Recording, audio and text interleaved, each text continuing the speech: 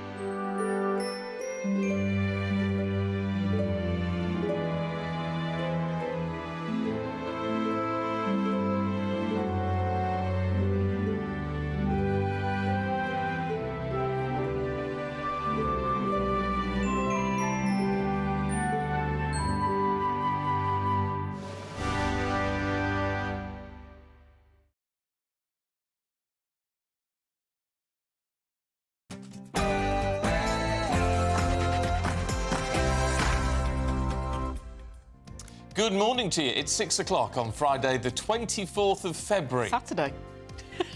Oh, it is Saturday. And it even says Saturday. It's easy to get it wrong, especially at this time in the morning. I've had 2 hours sleep. I do apologise. I'll get the day right in the end. Thanks for that. The government pledges £250 million to help the war effort in Ukraine, as today marks the second anniversary since Russia's invasion. I actually believe that these Islamists have got control of our country, but what I do believe is they've got control of Caen, and they've got control of London, and they've got control of Storm as well. Cross-party politicians hit out at Tory MP Lee Anderson following his divisive remarks about London Mayor Sadiq Khan. More than 1 million operations cancelled as junior doctors start a fresh wave of strikes over pay. Never give up, be brave. King Charles reads letters from well-wishers as the White House says that Prince Harry's memoir is not proof that he took drugs. And should those who work past state retirement age pay more tax? We'll debate that later in the programme. Good morning. In the cricket, England have hope in India after an encouraging first innings on day 2 of the 4th Test. The Rugby Six Nations is back as England take on Scotland at Murrayfield in the Calcutta Cup. And we look ahead to 7 fixtures in the Premier League. Morning. If it's dry weather you're after, then today brings some good news for most of us, but some heavy rain and strong winds in the south tomorrow. I'll have the full forecast shortly. Morning to you. I'm Stephen Dixon. Good morning. I'm Pip Thompson, and this is Breakfast on GB News.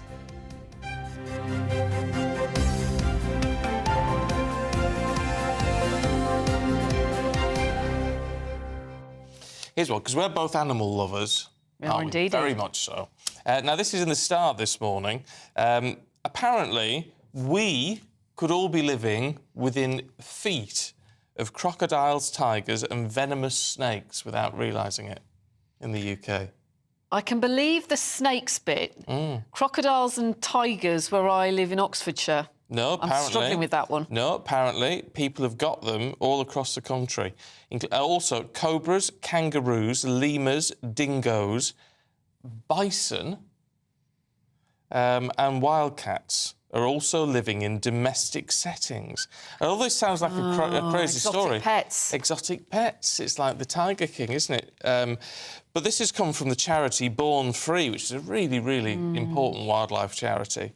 And they're saying it's too easy to get a licence to have these sort of animals. So Makes me very uncomfortable. Oh, I hate it. I hate it. I know some people love all that sort of exotic stuff, but you've got to think what's best for the animal, don't you? But I also wouldn't fancy living next door to a cobra. So I'm going to be having words with my neighbours when I get home just to double-check, frankly. Have they got a cobra? No! Well, I hope not. I'll be finding out. I'll be knocking on the door and asking some questions. There you go. They're yapping dogs bad enough. Exactly. Sorry.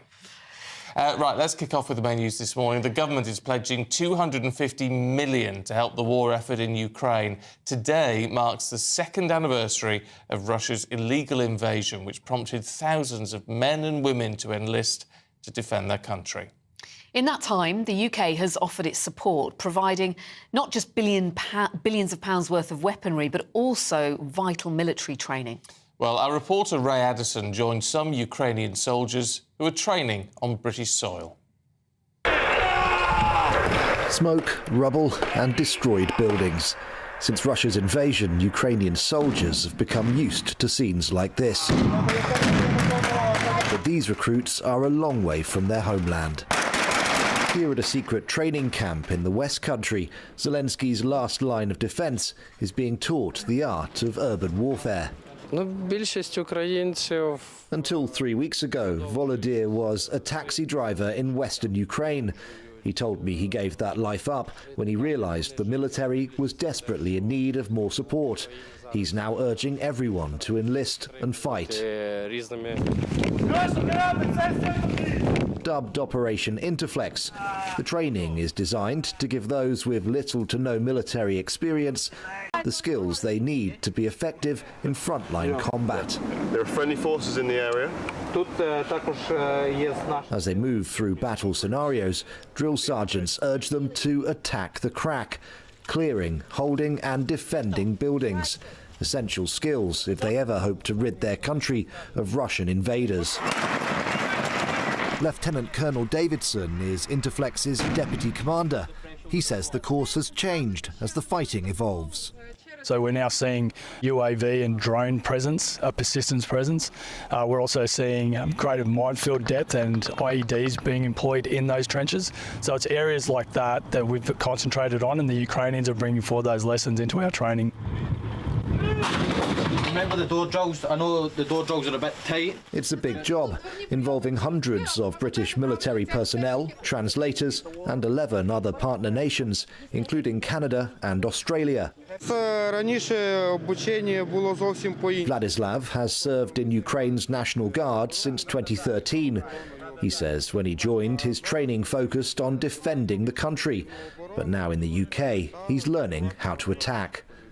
There are 6 training camps like this across the UK, and 34,000 soldiers have passed through their doors. But at this stage in the war, with Ukraine being forced to concede ground to Russia, the skills the soldiers are learning have never been needed more. The Ministry of Defence says that after the US, the UK is the second largest military to donate to Ukraine, providing more than £4.6 billion since the war began, and was the first country to donate Western main battle tanks. It's hoped that these munitions, handled by soldiers with British military training, will one day stop the Russian invasion. Ray Addison, GB News. Well, we're joined by Defence Editor from the Evening Standard, Robert Fox. Good morning, Robert. Good morning. Where to start with this? The war now is into its 3rd year. Yeah. Some people say fatigue is setting in. How much longer can this war continue? Is it a case of keep going, or perhaps some sort of negotiated settlement? All three. Fatigue is setting in, as you can see. As we know, Ukraine had a summer offensive. It never really, pardon the pun, get off the ground. They oversold it. It's not possible for them to do something on the same scale, probably this spring or early summer.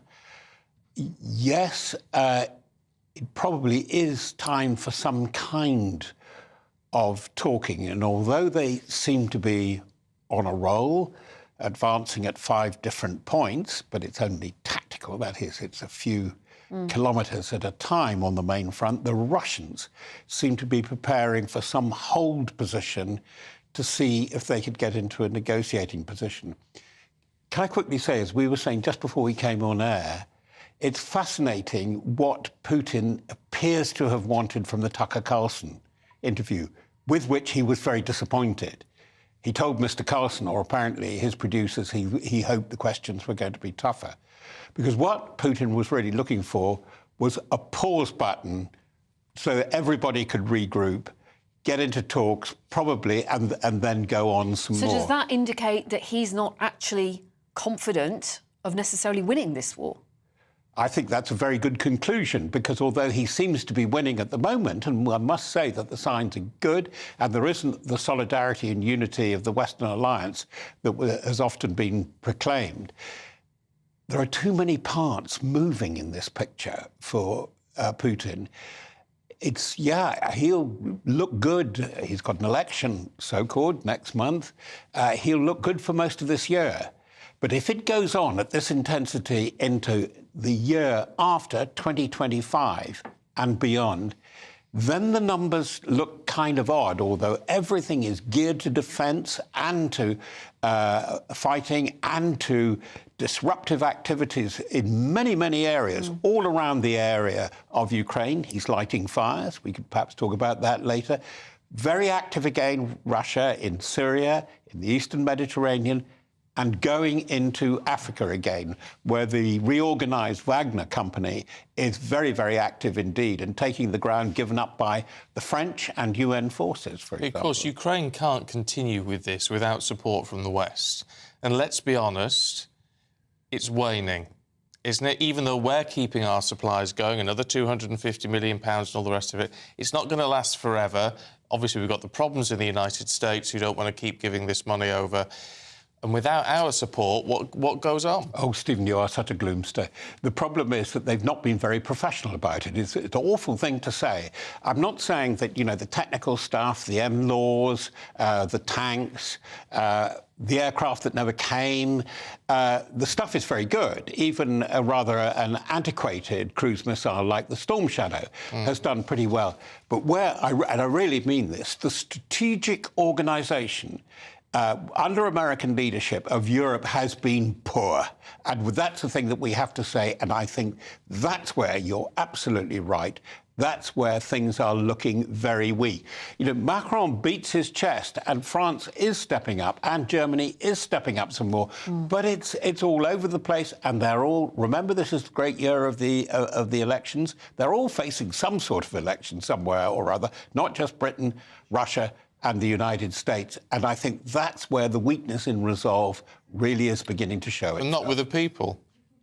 Not with the people, too. That it's very odd. Even in the US, the majority is still for it, you know. The polls are very, very contradictory, including outside a lot of core Trump support. I know that's an awful lot. But right across the middle ground in the States, it's still very, very open that when they think about the future of NATO, the future of the alliance, because if America follows the Marjorie Taylor Greene approach, then that really is possibly a long-term death sentence for NATO. And then you have an end to the only serious working alliance for the Western world. I mean, I think what Putin knows people that, by the way, see too. with Putin is that we do all this tough talking, don't we? And not just in the UK, in the Western world. We're doing all this tough talking. Lord Cameron's saying if we don't stand up to Putin, he's going to be back for more. He's called him a neo-imperialist bully. We've announced more sanctions. But those sanctions don't seem to do anything. In fact, the Russian economy actually appears to be fairly buoyant. The Russian economy, the Russian economy is doing quite well, up according to some calculations 3% because of the spikes in oil. But as I said, look at the fundamentals. That when you get between 35 and 40% of the national budget now devoted to defence and the war. That's nearly 7% of GDP, and it's not an enormous economy. It's an economy roughly between the size of Spain and Italy. This is why I'm saying to you that cannot go on for another 2 years at this rate. It's burning hot for Putin. But you're also right that Putin is now on a warpath. Putin lives and fails politically, and therefore, who knows, by war. He is a war leader.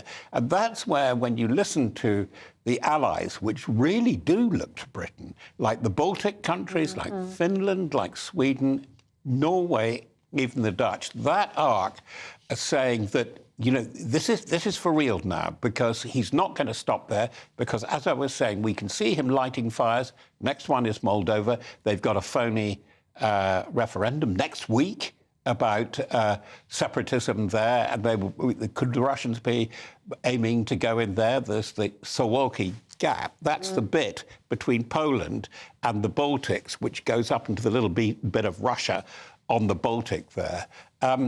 Yeah, it's a very, very mixed picture, but don't invest in gloom just yet. OK.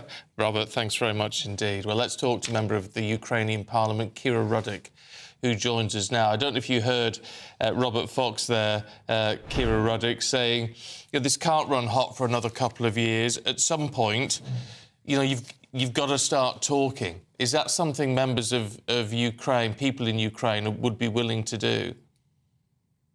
Good morning, and thank you so much for having me. Well, the question, same as 2 years ago, same as 10 years ago when Russia first attacked us, remains the same. And this question is, who or what in the whole world is able to make sure that Putin will keep his part of the bargain? And I totally agree with your guest that Putin is looking for a pause right now, and he needs this pause for regrouping and continue fighting. He was very open at his interview, and I think all the people who watched it were able to see that this man wouldn't stop unless he stopped. And we are here intent to stop him. And we are already paying an enormous price for that. But for us, it is so critical to make sure that we end up where Putin would not be able to attack us again. And we see that he still has all the intentions, and the danger is not only for Ukraine, but for mostly all post-Soviet countries, including the NATO countries. Kira, can you give us a bit of an insight into what life is like in Kyiv, where you are now? Do the sirens still scare people? Are people a bit more relaxed than they used to be? And has people's psychology changed somewhat the longer this goes on? You see, Pip, you always should react to the air raid sirens, and you cannot get relaxed. Like, for example, a month and a half, there was an air raid siren and a barrage missile attack, and missile hit right near where I live. And I have witnessed how my windows were pulled out of their frames and thrown in the middle of the room of my home. And it felt like complete Armageddon, and there was shattered glass everywhere. So we know we cannot relax for a moment. And there are often that we wake up of the air raid siren in the mornings and spend a decent part of the day in the bomb shelter. But this is the reality of the war. However, no matter how hard it is, we do not give up. Our goals did not change. Our goals are to liberate our country and to make sure that we are able to define our own future. This is what Putin wants to take from us. And we already have paid an enormous price to be where we are. Remember, 2 years ago, not too many people believed that we will stay for more than a couple of days. But here we are, and there are two reasons for that. First is brave men and women of Ukraine who are fighting at the front. But second is brave men and women of the free world who are standing with us, supporting us, and making sure that we are not alone in this fight. And for that, I'm so grateful. OK, we've got to leave it there. But as always, it's good to talk to you, Kira Rudik. Thank you. Thank you. Now, politicians from all sides, we should say, have hit out at the Tory MP Lee Anderson after he made divisive comments about Sadiq Khan and Sir Keir Starmer. Let's have a listen. I don't actually believe that these Islamists have got control of our country, but what I do believe is they've got control of Khan, and they've got control of London, and they've got control of Starmer as well. And we've seen the shocking scenes played out in Parliament just a few nights back where Starmer crumbled. He put pressure on the Speaker to alter the rules, if you like, for the nature of the debate and the ultimate voting. And this is a result of weak leadership. Now, this comes as former Home Secretary Suella Braverman claimed that Islamists were in charge of Britain following the Gaza ceasefire debate. Well, we're joined by political commentator John Oxley. Good morning to you, John. Good morning. And as Stephen alluded to there, Lee Anderson is being attacked from all sides here, including from Sajid Javid, who said his remarks are ridiculous. Labour are calling it appalling racism. Downing Street, have they said anything yet? Not so far. What we've seen is these comments have been very controversial. There's a lot of people, particularly in the opposition, saying that he should lose the whip for these comments. So far, Downing Street and the Tory Party Whip's office have been silent on this. So it's going to be, I think, a developing story over the weekend to see how they react. Is there a valid point, though, in all of this? Maybe it's not phrased in the best way, all right. But the idea that, I mean, what happened in Parliament the other night was driven by the idea that supposedly that MPs were in fear and so rules had to be changed to put MPs in the clear and what have you. Well, that's responding to a baying mob, isn't it, in that sense? And are we being manipulated in that way? There is definitely an issue with this form of very radicalised, extreme sort of Islamic politicisation, but that is a very serious threat. It's a very small threat, but we know Sir David Amess. He was killed by someone who admitted they were motivated by religious terror. We've seen a lot of threat against MPs. Mike Freer, his office was subject to an arson attack before Christmas. So there is this threat out there, and politicians are validly concerned about this, and that is sort of seeping into the way they do business. But I think it's probably an overstatement to say these people are in charge of the country. There is a legitimate threat, a small but vicious one, but that is playing on people's minds. Yeah, I mean, we only had to see last week, it was only a couple of days ago, wasn't it? The images that were beamed onto Parliament, by pro-Palestinian protesters, and nothing was actually done about it, and that was inflammatory. That was inflammatory. We've also had a couple of instances of protesters bursting into council meetings and protesting outside MPs' homes. And clearly this is an issue that some people care a huge amount about, and they're motivated, and if people want to go and protest, it's absolutely their right to do this. But I think we do need to take a step back and look at when does the attempt to influence politics become attempts to intimidate politics, and that becomes sort of deeply worrying for democracy. It's difficult, isn't it? Because we are, and it's been the way in this country for a while now, that this is, as you say, it's a small minority, right? And that's the important bit. But it's very difficult to discuss or raise any of these issues without being called a racist. I think that's one of the things. And if you look at how we treat, for example, the far right, which is in some ways a similar threat, we're very clear about what is OK to say, what is far-right rhetoric, what would be a far-right demonstration, and we're quite tough with that. I think we need to be realistic, and that's on both sides. That means admitting there is a problem, but it also means not being too broad in how we sort of say what is problematic and what is difficult. And I think comments like Lee Anderson's don't really help with that. But we do need to recognise the scope of this and deal with it appropriately. OK, John, good to see you. Thanks very much indeed. Now, did you notice anything unusual when you got into the car this morning? I couldn't see anything. That's what I noticed. Yeah, frost, 0 degrees or hours. So much frost on the windscreen, it took 5 minutes to get it all properly defrosted. Yeah, well, I was a bit naughty because I did that silly thing where I put really hot water. No, yeah, I know. And I'm an eternal optimist about this, and I think, well, it wasn't quite boiling, so it'll be OK. But, I mean, I couldn't even barely open my car door. Yeah. So, anyway, so if you're just waking up now, don't rush out this morning. It really isn't worth it. Let's get all the details of what's going to happen for the day ahead with Alex.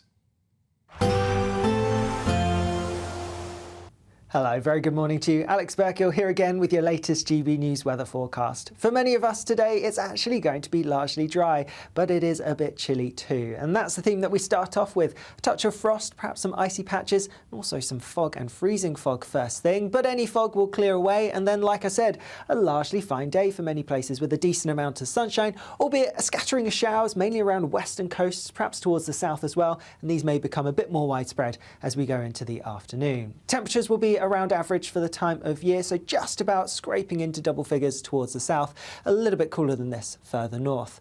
Later on today, we are going to see many of those showers easing and clearing away, so again for most it is going to be largely dry and we'll have some clear skies once more. Towards the southwest, however, here we are going to see some thicker cloud pushing its way in through the early hours of tomorrow morning and some rain arriving here later on as well. With clear skies for many, again we're likely to see a touch of frost in places and also some more fog and freezing fog too. Through Sunday, and it is going to turn pretty wet and windy across southern parts with some heavy rain, strong blustery winds. All of these unsettled conditions could lead to some localised impacts. Further north, a drier and brighter picture, albeit a few showers dotted around, but most places staying largely fine. Temperatures will be similar to today, so most places getting into mid to high single figures, obviously feeling unpleasant in the wind and rain to the south. Bye-bye. King Charles has received thousands of cards from well-wishers following his cancer diagnosis. And, well, yeah. Some of them are quite funny. Some of them are quite funny. Some of them are just... The words in some of them are just absolutely lovely. No wonder he said that he was reduced to tears. We're going to be talking about that very shortly. This is Breakfast. Good morning with Stephen and Pip.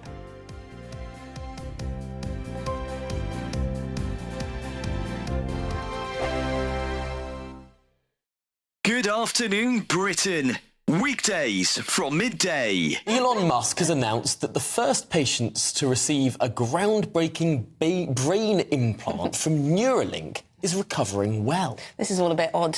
The product, called Telepathy, uses a robot to surgically place a computer chip in a region of the brain that controls movement.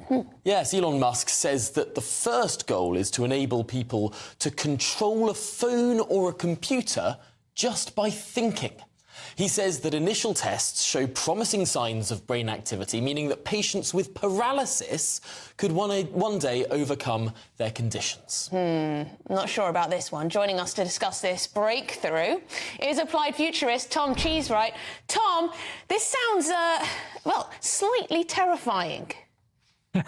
I certainly think a lot of people will be thinking this is something out of a sci-fi horror rather than reality. But this is a technology that's been a long time coming. We've been developing direct brain-computer interfaces for a long time, mostly for the sort of therapeutic reasons that are the initial goal, at least, of Elon Musk's Neuralink, to allow people who are perhaps quadriplegic to have direct control via their brains of initially a smartphone and maybe ultimately artificial limbs or a wheelchair. It does seem fascinating how quickly this technology is moving on. I saw demonstrations perhaps a year or two ago of people playing a very simple Pong game just by thinking, moving sort of one line on a screen up and down. This seems like potentially there has been a breakthrough that means far more complex things can be controlled just by thinking. Well, there's lots of different aspects to this technology. The initial attempts to interface with the brain used actually quite thick prongs almost that went into the brain, and they were quite solid, and so if the brain moved, they could potentially cause damage.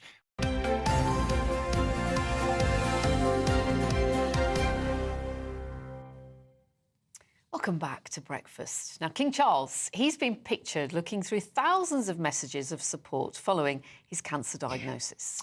Yeah, and actually, I'd like it. Some of the pictures they showed this morning, they're quite fun. The cards are quite funny, and he's having a laugh, which I think is quite nice, actually.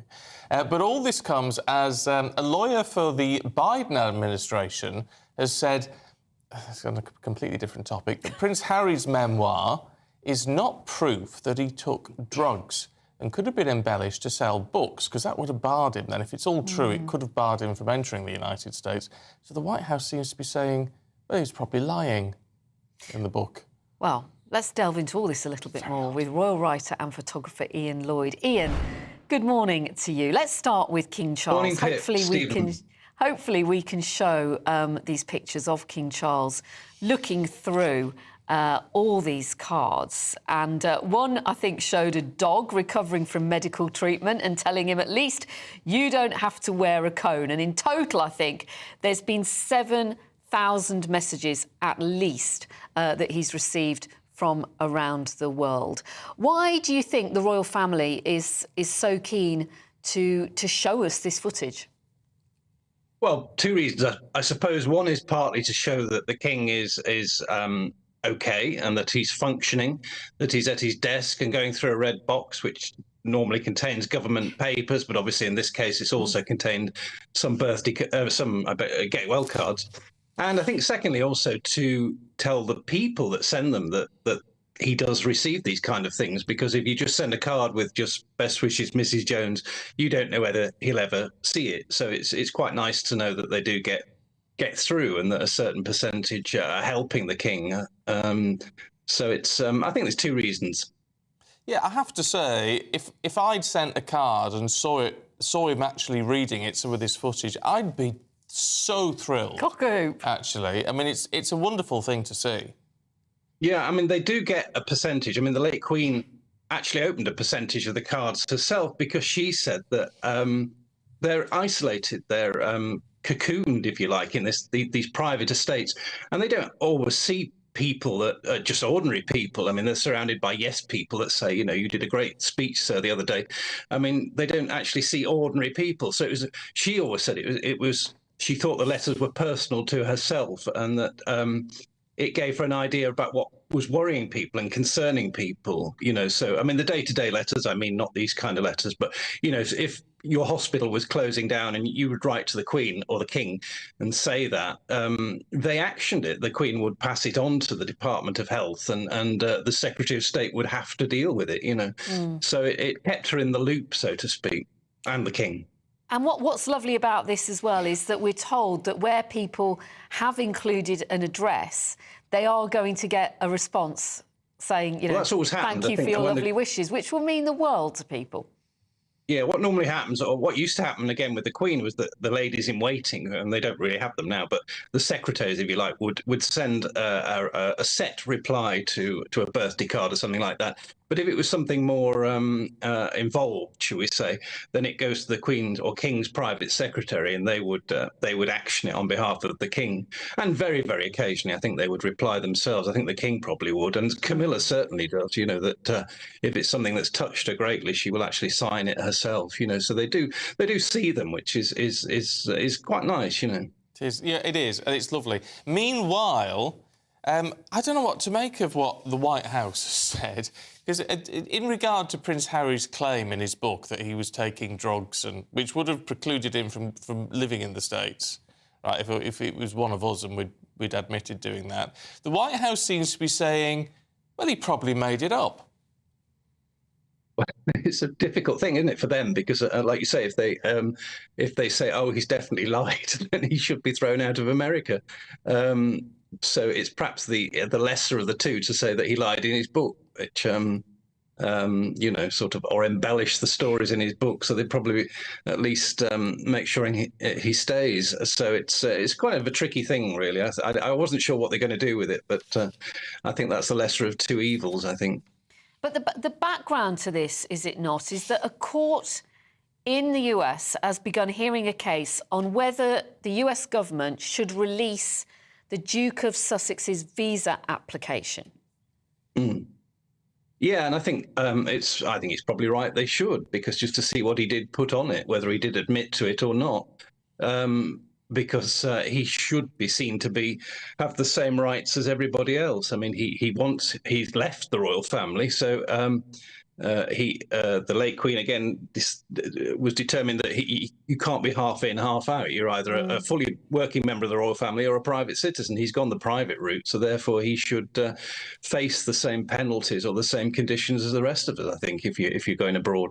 And he was asked, wasn't he, the other day about whether he was interested in becoming a US citizen. He kind of sort of slightly dodged that question.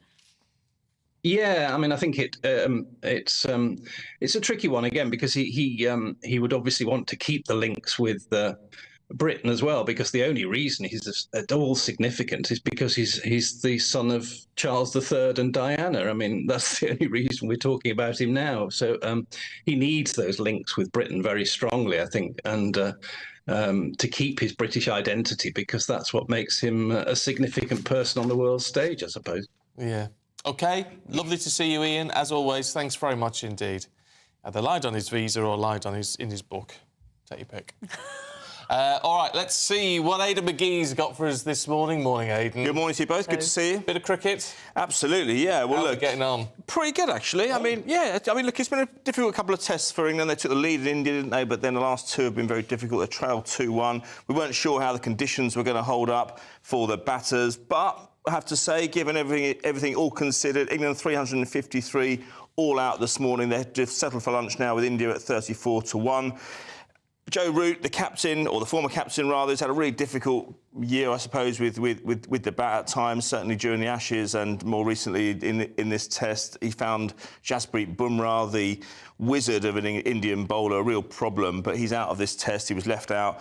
And Joe Root responded with 122 not out, ably backed up by Ollie Robinson, 58, Ben Foakes, 47. Those kind of numbers. It wasn't a typical Bazball performance. There was more kind of. It was more of a measured performance. It was, you know, Baz. I told you, Bazball's not good, and they're doing better with both them, and they're better without it.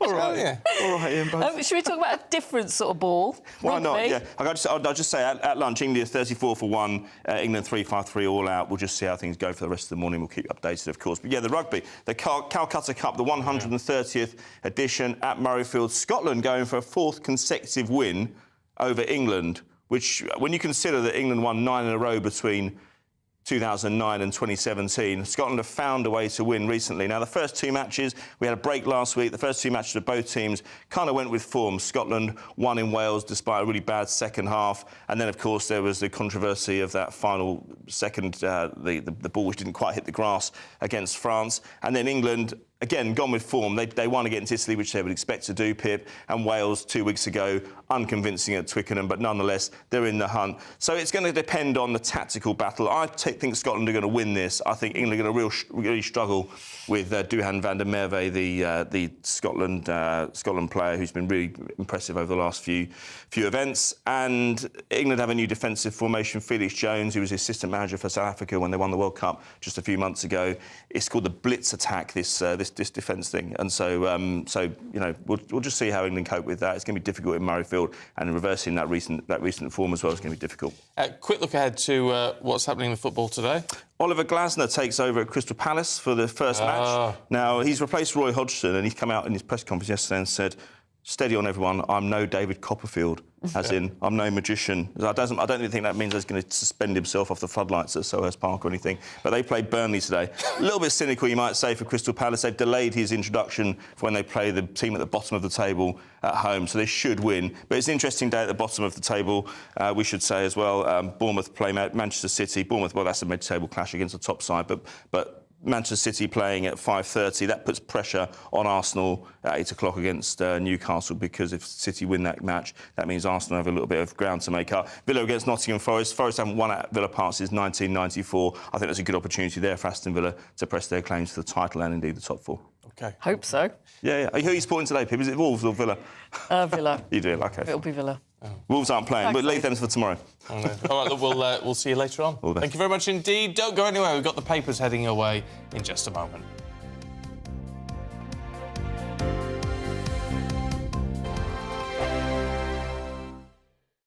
Lee Anderson's Real World, Fridays from 7 p.m. Dr. Jane Jones, who's the clinical lead for Care After Combat. Yeah. Jane, thanks for coming. And just tell me a little bit about your organisation. What do you do? OK, well, thank you for having me here so we can talk about Care After Combat. So we are an organisation, a charity, who work into the prison system, working with military veterans who've somehow got involved with the justice system. And so there's quite a high population of ex-servicemen and women in our prisons. Why is that, do you think? So 2014, the government did a review of who was resident in UK prisons, and what they found were that military veterans are the highest occupational group, and this obviously raises some concerns. Yeah. So the government wanted to do something about that, and so they supported Care After Combat initially just as a scoping exercise, really, to see if there was any way we could help these men and women actually, you know, understand the problems that led to offending behaviour and go on to lead successful lives. So what sort of offending behaviour are we talking typically for people that's in prison that's actually served in our armed forces? Primarily, it's violence. Yeah. So that is the highest offence that we work with. Okay. But of course, the military, as with everybody else, it's the full range of offender behaviour. OK, so we're in a pub, Jane, Dr. Jane, and I guess for some people, you know, the odd tip of alcohol is good, a bit of fun of a weekend, relax, let your hair down. But for some people, alcohol is not always their best friend, and I guess that plays a part in some of your veterans that end up inside. Absolutely. So, speaking from my own experience, a good 2/3 of the people I work with have some kind of mental health problem or mental health difficulty, struggling to either adapt into civilian life or with some of the traumas they've experienced during service. People might self-medicate with alcohol to manage some of those thoughts and feelings.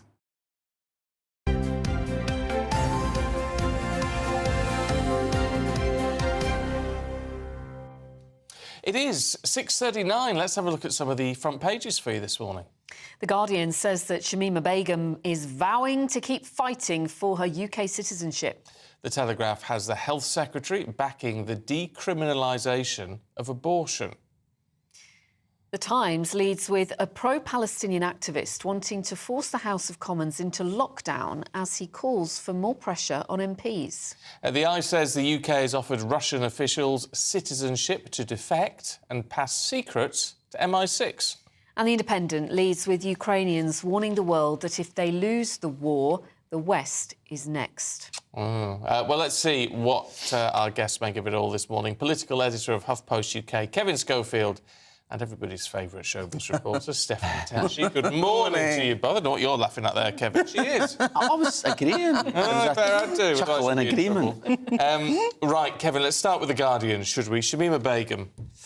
Yeah. Bit of a, I have to say, in my household, when the results came through, there was a bit of a cheer. Yeah, I mean, it seems, on the basis of the legal judgment, a pretty open and shut case.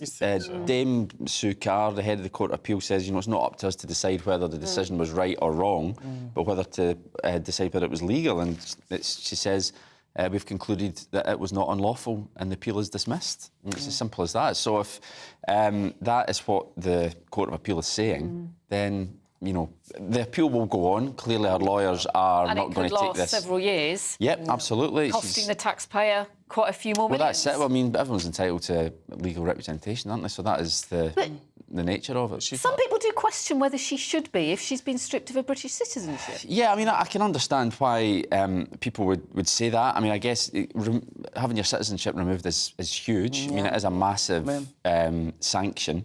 So I guess it's understandable that she would wish to fight it as much as possible. That being said, as I say, this ruling yesterday seemed pretty unequivocal. I don't see how she's going to get it overturned. I do.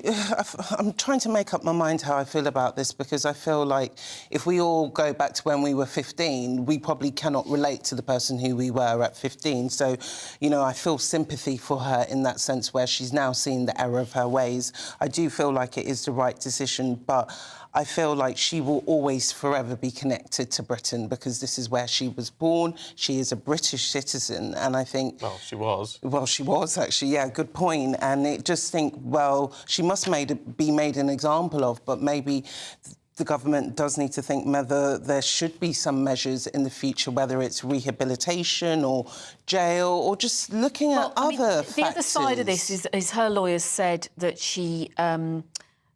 could have been or was the victim of trafficking. Trafficking, yeah. She was 15 when she left the UK. She's now 24. And some people suggest that we do have a responsibility towards her, and she's not somebody else's problem. Yeah. Whether she... I don't understand why she would want to come back to this country, because it's not like she's going to put her feet up and have a cup of tea. I wouldn't be welcomed. No, but I doubt it's much fun in a refugee camp in northern Syria where she's... And so I think there has to be some form of a middle ground, especially in certain cases like this. I mean, it feels like Britain's washed its hands of her, in a way. And I think she would be willing to come back and, you know, go through the judicial process here. I mean, I think that would probably be a fairer way of dealing with it. Bring her back here, put her on trial by all means, put her in prison here and get her rehabilitated. I mean, the interesting thing is, we were talking yesterday to... I've forgotten his name now. But a guy who's worked with her a lot, filmmaker, has been out there a lot, spent a lot of time with her. Andrew Jury, that's him.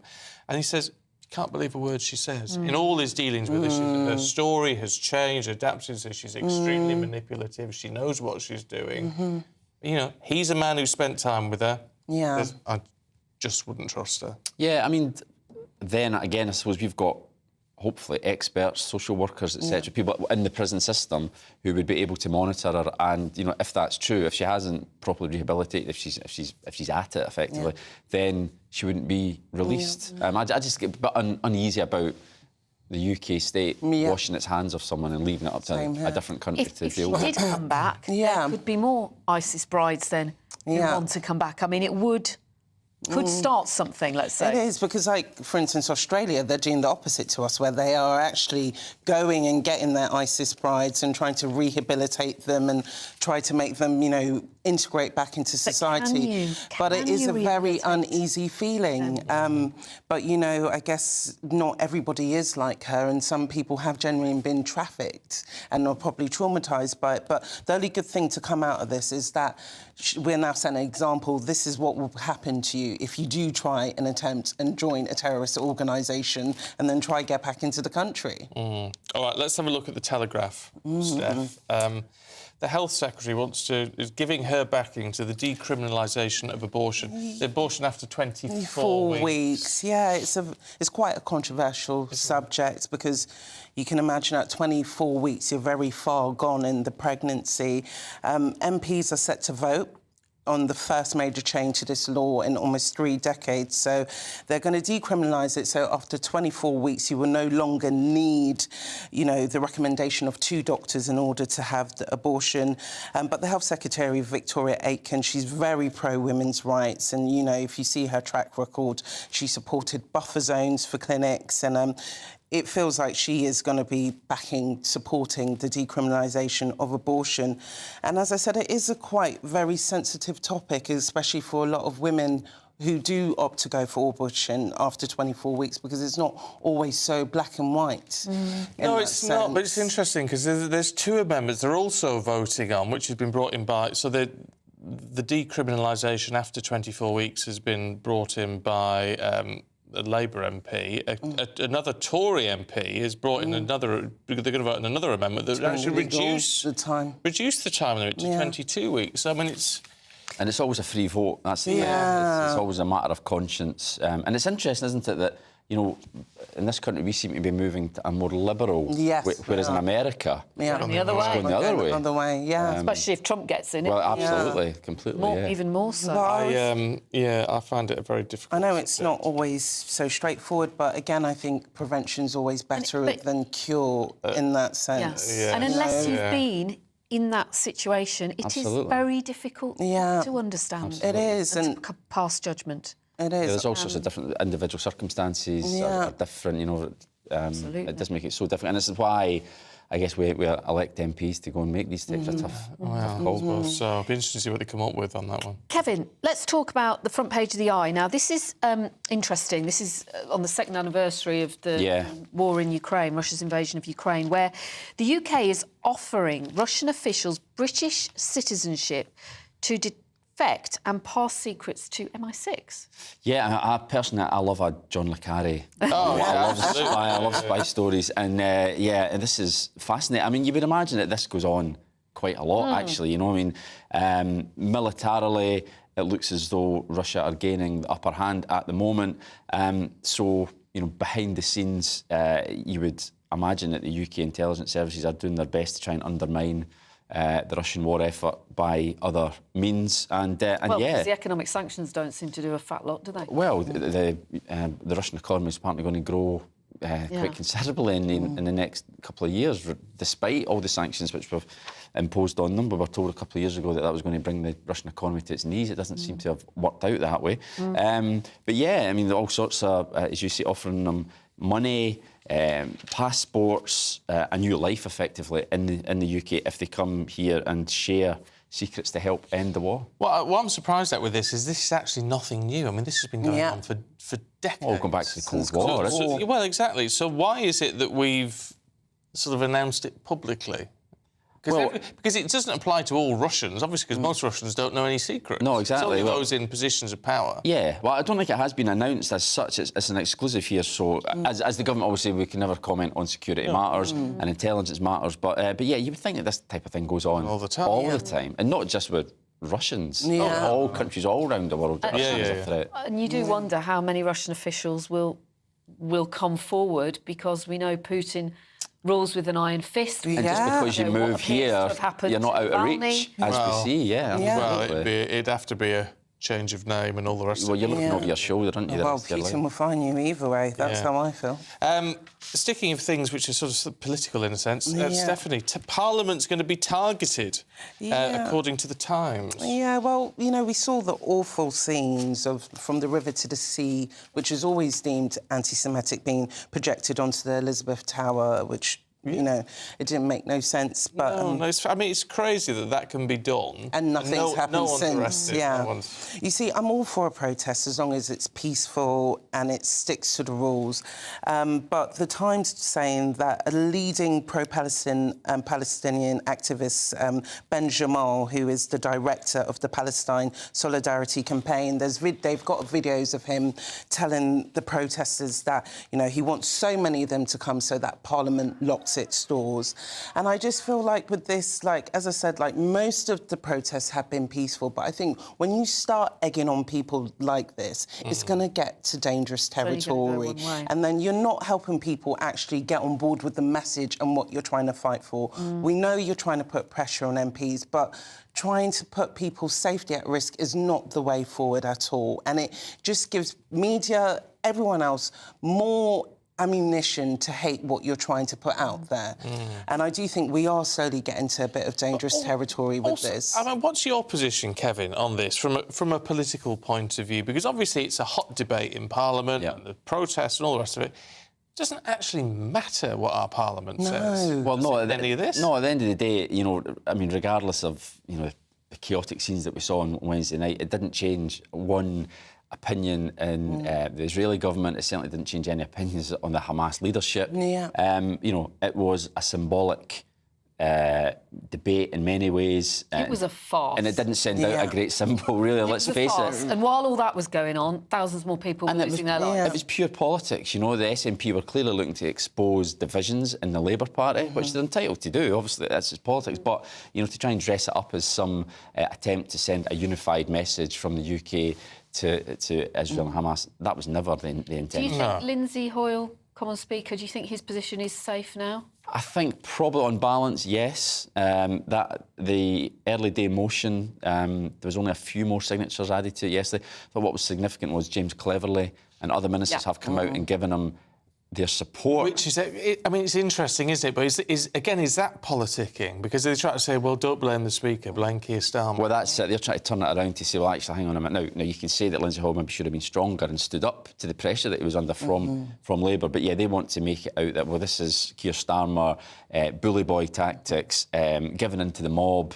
So they're trying to push it in that direction. But, you know, there is definitely a strength of feeling, particularly amongst SNP MPs, but also a hefty chunk of Tory MPs as well, really are furious with Lindsay Hoyle over it. But I think probably the moment of maximum danger for him is probably past now. Kevin, can we have a look at this Esther Ranson's right to die law? It's on the Express this morning. Ministers, I mean, she's very pleased now because it's going to be debated. Potentially, it can be. The government's saying it can be, which is true. Anything can be debated if there's enough support from you. This is a campaign, obviously, that the Express have had running for a while. They've done a lot of the real chasing on this story. But I know it's getting back to what we're talking about, the abortion issue. Again, this is another issue. It's so sensitive. You know, it wouldn't be whipped. It would be a matter of conscience for individual MPs. I still feel that we're quite a long way away from this becoming law. That's what I was going to say. The stage that it's at, debate, it's got a long way to go after that. Absolutely. Just explain to us how... Well, yeah, I mean, there's a long way from a debate on, say... I mean, the one suggestion is a private member's bill. Right. Which is fair enough, but, you know, they very, very rarely get on to the statute book. You know, it gives an opportunity for MPs to debate it in Parliament, but, you know, a new law, especially in something as contentious as this, would need to be debated for a very long time indeed. And we've got an election just round the corner. Yeah. So I mean, you're looking at years, aren't you? Because of all the... it's not absolutely. just the basic issue. We can all have a view on the basic issue. It's all the caveats that need to go in. Absolutely. Totally. It's not just a very... clearly, it's not a simple issue at all. There would need to be so many safeguards put in place to protect people from exploitation, for instance. And if we're going to have a general election and all the opinion polls suggest we're going to have a change of government, you know, it's up to the government then to make time available in Parliament. And they're going to have so many other things that they want to be getting on with. Really, do they want to be distracted, as they would see it, by an issue as controversial as this? But Dame Possibly Esther not. Ranson, she has, I guess, re-energised the conversation. She has, and sometimes you do need someone who's actually going through it and who has such desires to shine a light on it. And, you know, Esther Ranson's well loved, so for a public figure like her to kind of be spearing the way, it's definitely brought into the public's periphery. Steph, briefly touch on Mel B, front page of The Sun today. I mean, I want to say my heart bleeds. No, it doesn't. I was so broke. I went to Lidl to save cash. Which loads of people do in this country every day. I was being sarcastic. you get a good deal in there. Yeah, well, Mel B, she went through a very abusive marriage with her ex-husband, Stephen Belafonte, and she left the States to come back to London, and she said that at the time she wasn't well off as she was when she was with him, which is quite surprising to me because she's a Spice Girl. They've made a fortune. You would think she was a millionaire, but... I guess it depends what she maybe had to pay for the divorce. But in her exclusive interview with The Sun, she said, you know, she was facing really tough times financially, and, you know, she puts the quote that she was shopping in Lidl. And, you know, my heart does go out to her a little bit because I think most people think celebrities are, you know, living in the land of milk and honey, but they do have a lot of expenses. And when things like divorces happen, they're knocked for seven in that sense. Yeah, I do sort of wonder, though, these people who... Is it because they make too much money too young and then it's not sensibly dealt with? Yeah, I think it's a bit of that. And as well, just stacking it all in the bank at a one-way street. I think at the height of their fame, they're getting lots of money. But if you're no longer producing the singles, you're no longer in the public eye as she was, she went away for a few years, your money is going to take a bit of a battering. So this should be more like us, Kevin. Short arms and pockets. Nothing going exactly yet. They've said that about Scots for a very long time. It's true, eh? There's nothing wrong with that. Nothing wrong with that. Nothing wrong with that. And there's nothing wrong with Lidl. No, You can get a nice bargain. I go to Lidl. I bet the next thing we hear is that she's doing a lot of batch cooking. Next week you're going to see her being the face of Lidl. Well, there you go. That might be the thing. It's an advert in the making. Lovely. Right, Stephanie, Kevin, we shall see you both a little bit later on. Thank you very much indeed. We're just saying how cold it was this morning. It's a bit nippy. Ooh. Look, I don't know where that came from. Let's get the details with Alex. A brighter outlook with Box Solar, sponsors of weather on GB News. Hello, very good morning to you. Alex Burkill here again with your latest GB News weather forecast. For many of us today, it's actually going to be largely dry, but it is a bit chilly too. And that's the theme that we start off with. A touch of frost, perhaps some icy patches, and also some fog and freezing fog first thing. But any fog will clear away, and then, like I said, a largely fine day for many places with a decent amount of sunshine, albeit a scattering of showers, mainly around western coasts, perhaps towards the south as well. And these may become a bit more widespread as we go into the afternoon. Temperatures will be around average for the time of year, so just about scraping into double figures towards the south, a little bit cooler than this further north. Later on today, we are going to see many of those showers easing and clearing away, so again, for most, it is going to be largely dry and we'll have some clear skies once more. Towards the southwest, however, here we are going to see some thicker cloud pushing its way in through the early hours of tomorrow morning and some rain arriving here later on as well. With clear skies for many, again, we're likely to see a touch of frost in places and also some more fog and freezing fog too. Through Sunday, and it is going to turn pretty wet and windy across southern parts with some heavy rain, strong blustery winds. All of these unsettled conditions could lead to some localised impacts. Further north, a drier and brighter picture, albeit a few showers dotted around, but most places staying largely fine. Temperatures will be similar to today, so most places getting into mid to high single figures, obviously feeling unpleasant in the wind and rain to the south. Bye-bye. Looks like things are heating up. Boxed boilers, sponsors of weather on GB News.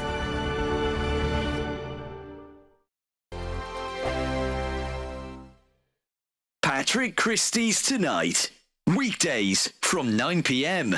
So a new poll has revealed that Gen Z or Gen Z, I don't know how I'm supposed to say it, and British boys and men are more likely to believe that feminism has done more harm than good when compared with older respondents. So the polling also found that a quarter of UK males aged 16 to 29 believe it's harder to be a man than a woman, with 1 in 5 looking favourably upon controversial influencer Andrew Tate. 37% of them also agree that the phrase toxic masculinity is unhelpful. So, with Gen Z boys increasingly holding this view, has feminism done more harm than good? Let me know your thoughts. Email me, gbviews@gbnews.com, tweet me @gbnews, and make sure you take part in our poll. But I'll bring you those results shortly. Going head-to-head on this tonight are author and commentator Anna May Mangan and YouTuber and social media influencer Pearl Davies. Both of you, thank you very much. Pearl, I'll start with you. Has feminism done more harm than good, especially when it comes to these Gen Z boys? Yes, it has. Feminism really has turned into a bunch of crybaby women that want to complain that we're not given equal opportunity when really women are given more opportunity than men. And so, yeah, I would say feminism is a hate group and it's a bunch of crybaby women. Anna, would you like to come back to that? Crybaby women feminism, apparently.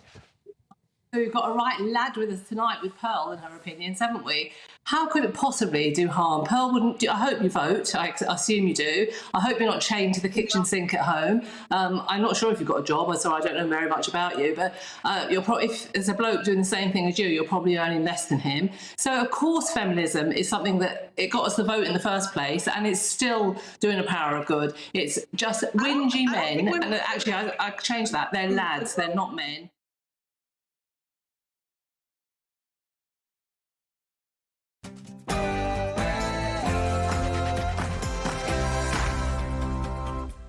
Morning to you, 7 o'clock, Saturday, the 24th of February. Today, the government pledges £250 million to help the war effort in Ukraine, as today marks the second anniversary since Russia's invasion. I actually believe that these Islamists have got control of our country, but what I do believe is they've got control of Caen, and they've got control of London, and they've got control of Storm as well. Politicians from all parties have hit out at Tory MP Lee Anderson following his divisive remarks about London Mayor Sadiq Khan. More than 1 million operations cancelled as junior doctors start a new wave of strikes over pay. Never give up, be brave. King Charles reads letters from well-wishers as the White House says that Prince Harry's memoir is not proof that he took drugs. Here's a question for you. Should those who work past state retirement age pay more tax? We'll debate that later in the programme. Good morning. In the cricket, it's been an encouraging first innings for England on day 2 of the 4th Test. We'll have an update on their progress throughout the morning. We look ahead also to tomorrow's Carabao Cup final at Wembley, and teenage darts sensation Luke Littler drops a retirement bombshell. Morning. If it's dry weather you're after, then today brings some good news for most of us, but some heavy rain and strong winds in the south tomorrow. I'll have the full forecast shortly. Morning to you, I'm Stephen Dixon. Good morning, I'm Pip Thompson, and this is Breakfast on GB News.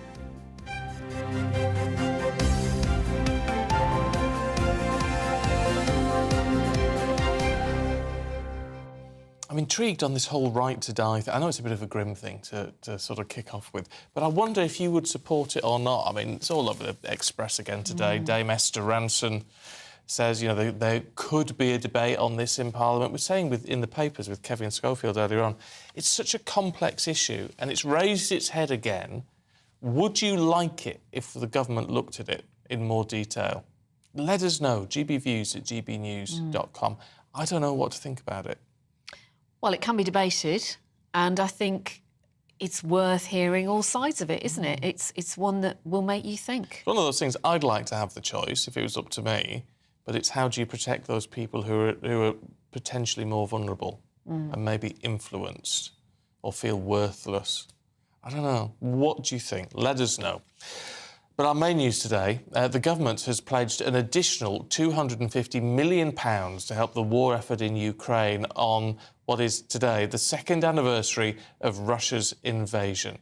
Of course, that prompted thousands of men and women to enlist to defend their country. And also thousands of families, women, children, to flee their country as well. Well, in that time, the UK has offered its support, providing not just billions of pounds worth of weaponry, but also vital military training. Well, our reporter Ray Addison joined some Ukrainian soldiers who are training on British soil. Smoke, rubble and destroyed buildings. Since Russia's invasion, Ukrainian soldiers have become used to scenes like this. But these recruits are a long way from their homeland. Here at a secret training camp in the West Country, Zelensky's last line of defence is being taught the art of urban warfare. Until 3 weeks ago, Volodymyr was a taxi driver in western Ukraine. He told me he gave that life up when he realised the military was desperately in need of more support. He's now urging everyone to enlist and fight. Dubbed Operation Interflex, the training is designed to give those with little to no military experience the skills they need to be effective in frontline combat. There are friendly forces in the area. As they move through battle scenarios, drill sergeants urge them to attack the crack, clearing, holding and defending buildings. Essential skills if they ever hope to rid their country of Russian invaders. Lieutenant Colonel Davidson is Interflex's deputy commander. He says the course has changed as the fighting evolves. So we're now seeing UAV and drone presence, a persistence presence. We're also seeing greater minefield depth and IEDs being employed in those trenches. So it's areas like that that we've concentrated on, and the Ukrainians are bringing forward those lessons into our training. Remember the door jogs? I know the door jogs are a bit tight. It's a big job, involving hundreds of British military personnel, translators and 11 other partner nations, including Canada and Australia. Vladislav has served in Ukraine's National Guard since 2013. He says when he joined, his training focused on defending the country. But now in the UK, he's learning how to attack. There are 6 training camps like this across the UK, and 34,000 soldiers have passed through their doors. But at this stage in the war, with Ukraine being forced to concede ground to Russia, the skills the soldiers are learning have never been needed more. The Ministry of Defence says that after the US, the UK is the second largest military to donate to Ukraine, providing more than £4.6 billion since the war began,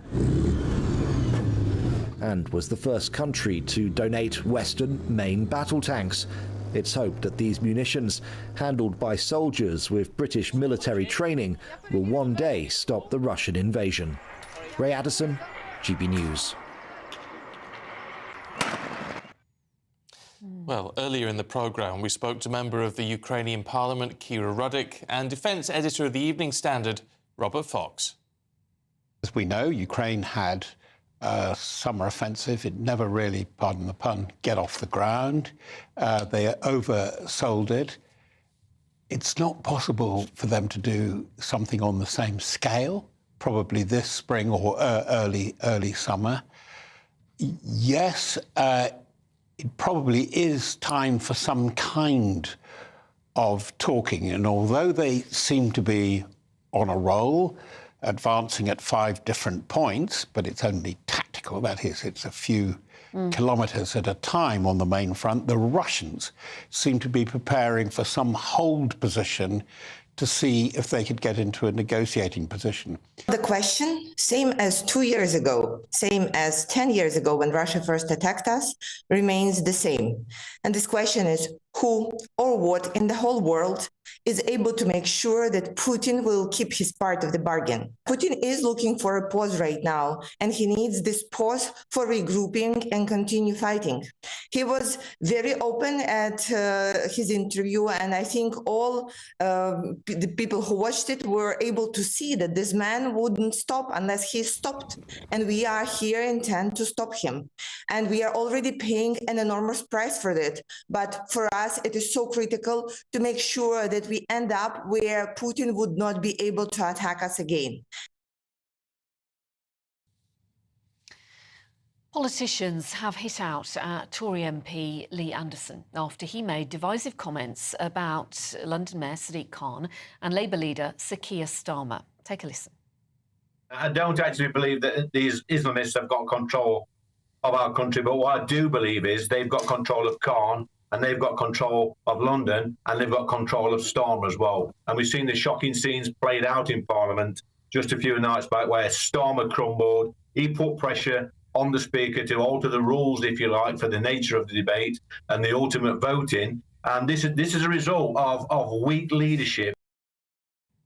Well, this comes as the former Home Secretary, Suella Braverman, claimed that Islamists were in charge of Britain following the Gaza ceasefire debate.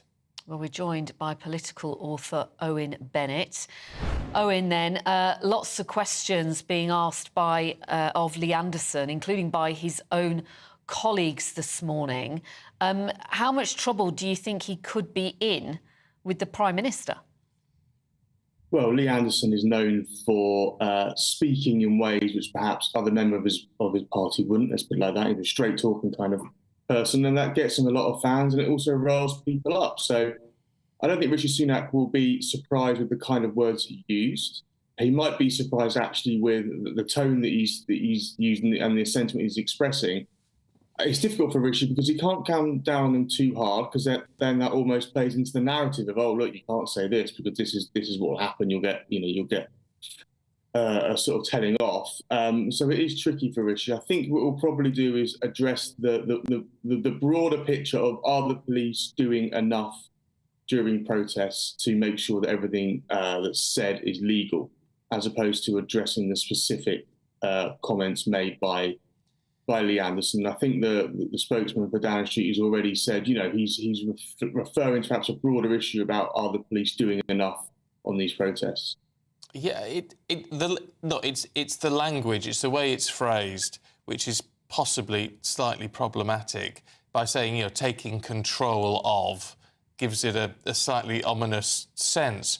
But he's got a valid point, hasn't he, when he says, in the way Keir Starmer was applying pressure on the Speaker on Wednesday night, and the way all that went out, it is a sense that people with a more extreme view on this issue, when it comes to the Gaza situation, are actually having an influence on how Parliament is behaving. I mean, that seemed to play out on Wednesday. I think if you follow what the Speaker said, which is obviously he was concerned about safety of MPs, you could argue it from that side. But I think the issue with the Starmer thing was, if they really were to use, Lee Anderson's words, in control, and Suella Braverman's words, in control of the Labour Party, then the Labour Party would be adopting a much stronger position on a ceasefire. The fact is that they're not. The fact is that Starmer is trying to make it slightly softer, which shows to me that this is where it sort of slightly falls down logically. If what Lee Anderson and Suella Braverman said was true, and that the Labour Party is controlled by Islamists, as they said, then the Labour Party's position on the Israel-Hamas war would be, I think, slightly different. So I think in that regard, it does slightly fall down. And where does Lindsay Hoyle, the Commons Speaker, stand today? Is his position safe, or whatever has happened, however many votes have got in, even if he does survive this, is his position in some ways forever tainted now?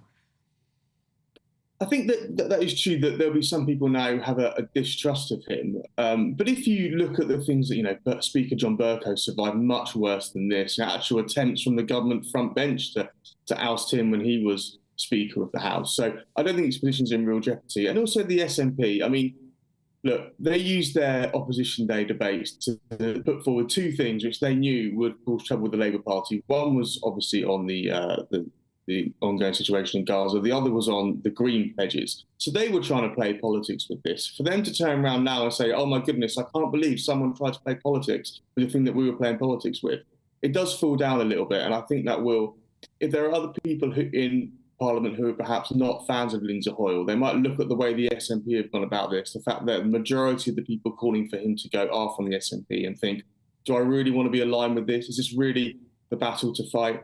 And actually, broadly, Lindsay Hoyle is very well respected across the House, and he has been. And a lot of people calling for him to go were the same people calling him to come in when Bercow was in charge. So there's some people who just like to live in a constant state of chaos, let's say.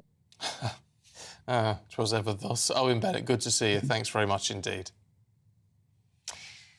Junior doctors across England are taking to the picket lines. In fact, they started, 13 minutes ago at 7 a.m. They're on the picket lines for 5 days over this ongoing pay dispute with the government. It is their 10th strike action. Well, it comes as more than 1 million operations have been cancelled so far. 7 million people are on the waiting list.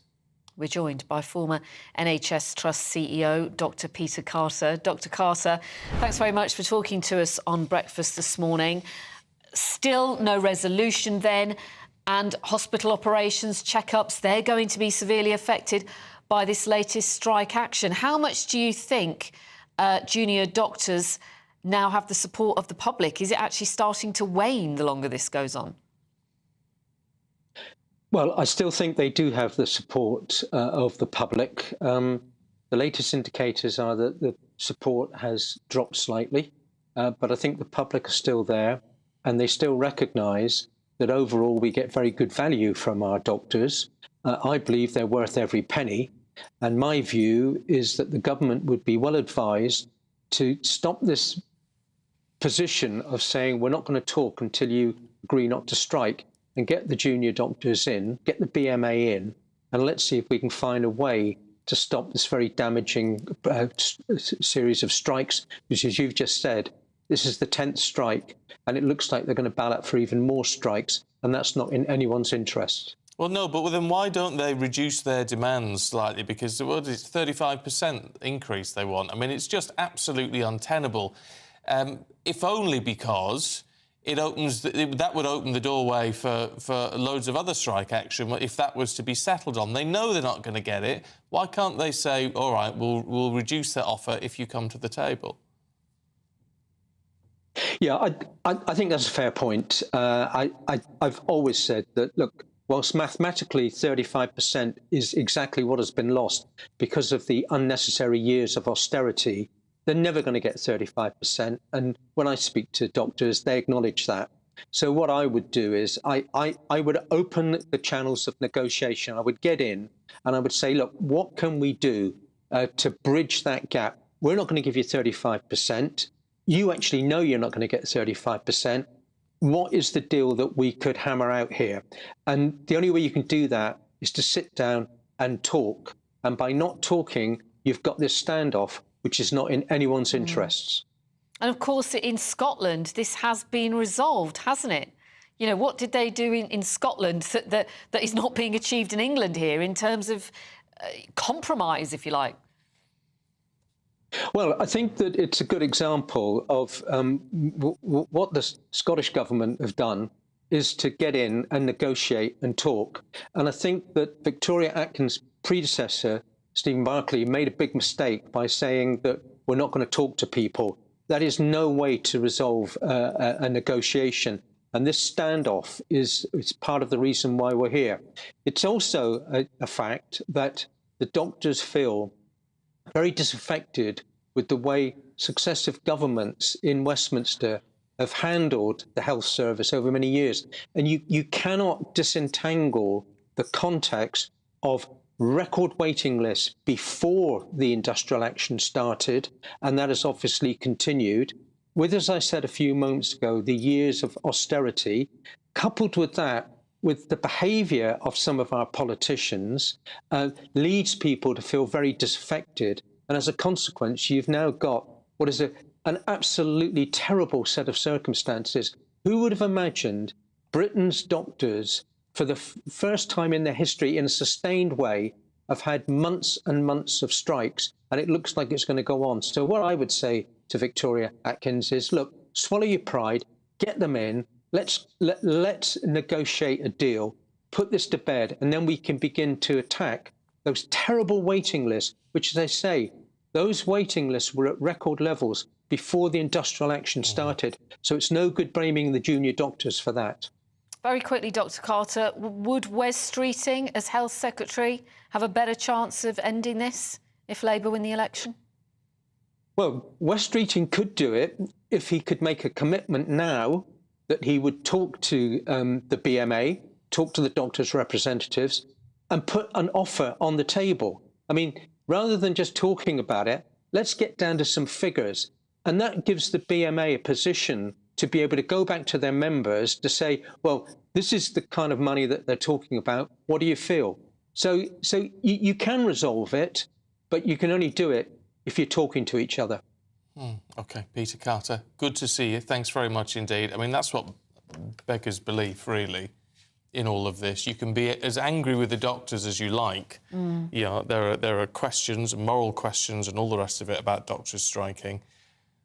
But why is the government not talking to them? Yeah. And, you know, I've seen with my own eyes earlier this week how hard they work. My mum was rushed into hospital. In fact, I should actually say massive thank you to all the staff at Worcester Royal Hospital in Worcestershire, funnily enough. They were absolutely fantastic when my mum was rushed in earlier this week. They do an incredible job. But as you say, 35%. It's not going to happen. Unrealistic. But, you know, you don't get anywhere in negotiations if you're not talking, do you? And if the talking isn't happening because the government won't sit down, well, that's a problem. Maybe Victoria Atkins will have a different approach on that. We shall see. Anyway, right, let's see what the weather's doing for you today. Here's Alex. Hello, very good morning to you. Alex Burkill here again with your latest GB News weather forecast. For many of us today, it's actually going to be largely dry, but it is a bit chilly too. And that's the theme that we start off with. A touch of frost, perhaps some icy patches, and also some fog and freezing fog first thing. But any fog will clear away. And then, like I said, a largely fine day for many places with a decent amount of sunshine, albeit a scattering of showers, mainly around western coasts, perhaps towards the south as well. And these may become a bit more widespread as we go into the afternoon. Temperatures will be around average for the time of year, so just about scraping into double figures towards the south, a little bit cooler than this further north. Later on today, we are going to see many of those showers easing and clearing away, so again for most it is going to be largely dry and we'll have some clear skies once more. Towards the southwest, however, here we are going to see some thicker cloud pushing its way in through the early hours of tomorrow morning and some rain arriving here later on as well. With clear skies for many, again we're likely to see a touch of frost in places and also some more fog and freezing fog too. Through Sunday, and it is going to turn pretty wet and windy across southern parts with some heavy rain, strong blustery winds. All of these unsettled conditions could lead to some localised impacts. Further north, a drier and brighter picture, albeit a few showers dotted around, but most places staying largely fine. Temperatures will be similar to today, so most places getting into mid to high single figures, obviously feeling unpleasant in the wind and rain to the south. Bye-bye. Coming next, this could get you going, especially if you've got kids, because we're asking, should pubs ban parents with children? Yes, we'll go anywhere. This is Breakfast on GB News with Stephen and Pip. Wake up to the headlines with Headliners every morning at 5 a.m. We treat you to the day's biggest stories before anyone else, 7 days a week. You can catch up on everything you need to know before you've even had your kippers. Headliners every morning at 5 a.m. only on GB News, the People's Channel, Britain's news channel. Good afternoon, Britain. Good afternoon, Britain. Join us, Tom and Emily, To find out what's happening in the heart of Westminster. and why it matters to you. Weekdays from midday, we bring you the most compelling stories from across the United Kingdom. And from your doorstep to our inbox. That's right, we want to hear from you. GB News, Britain's news channel. Martin Daubney, weekdays from 3 p.m. You have a president in President Biden who's not enforcing the law that was passed by Congress. President Obama, criticize him or not, actually enforced the law. and was deporting people that had crossed illegally. Of course, President Trump enforced the law and improved the law to make sure that, and worked with Mexico to have the Remain in Mexico policy. Biden has abandoned federal policy. In fact, he's deliberately trying to let in as many immigrants as possible. More for the Democrats, more is better and less is racist. Just astonishing. And the statement that Greg Abbott put out is really feisty stuff. He said the federal government has broken the contract between the United States and the state of Texas. And in the eye numbers, Greg, are simply eye-watering. 6 million illegal immigrants have crossed our southern border in just 3 years, Governor Abbott says. That's more than the population of 33 states the United States. Astonishing numbers. And Martin, that's just Texas. If you add Arizona and other border states, you know, it's pushing 10 million. By the end of Biden's term, it'll be 11 million. A study by Yale University a few weeks ago, 3 very liberal professors that did the study estimate there's 22 million illegal aliens. So this is a crisis that was created by Biden. It's what he wants. They want unfettered access to the border. They're letting them in. It's a real hardship on the working people of Texas and other border states. And now it's a real hardship on cities that the federal government, as well as the governors of Texas and other states, are sending some of the migrants to those so-called sanctuary cities. Every Sunday from 11, join Michael Portillo. There will be topical discussion, looking at the week before and the week to come. So kick back and relax at 11 a.m. on Sundays on GB News with me, Michael Portillo. GB News, the People's Channel, Britain's news channel.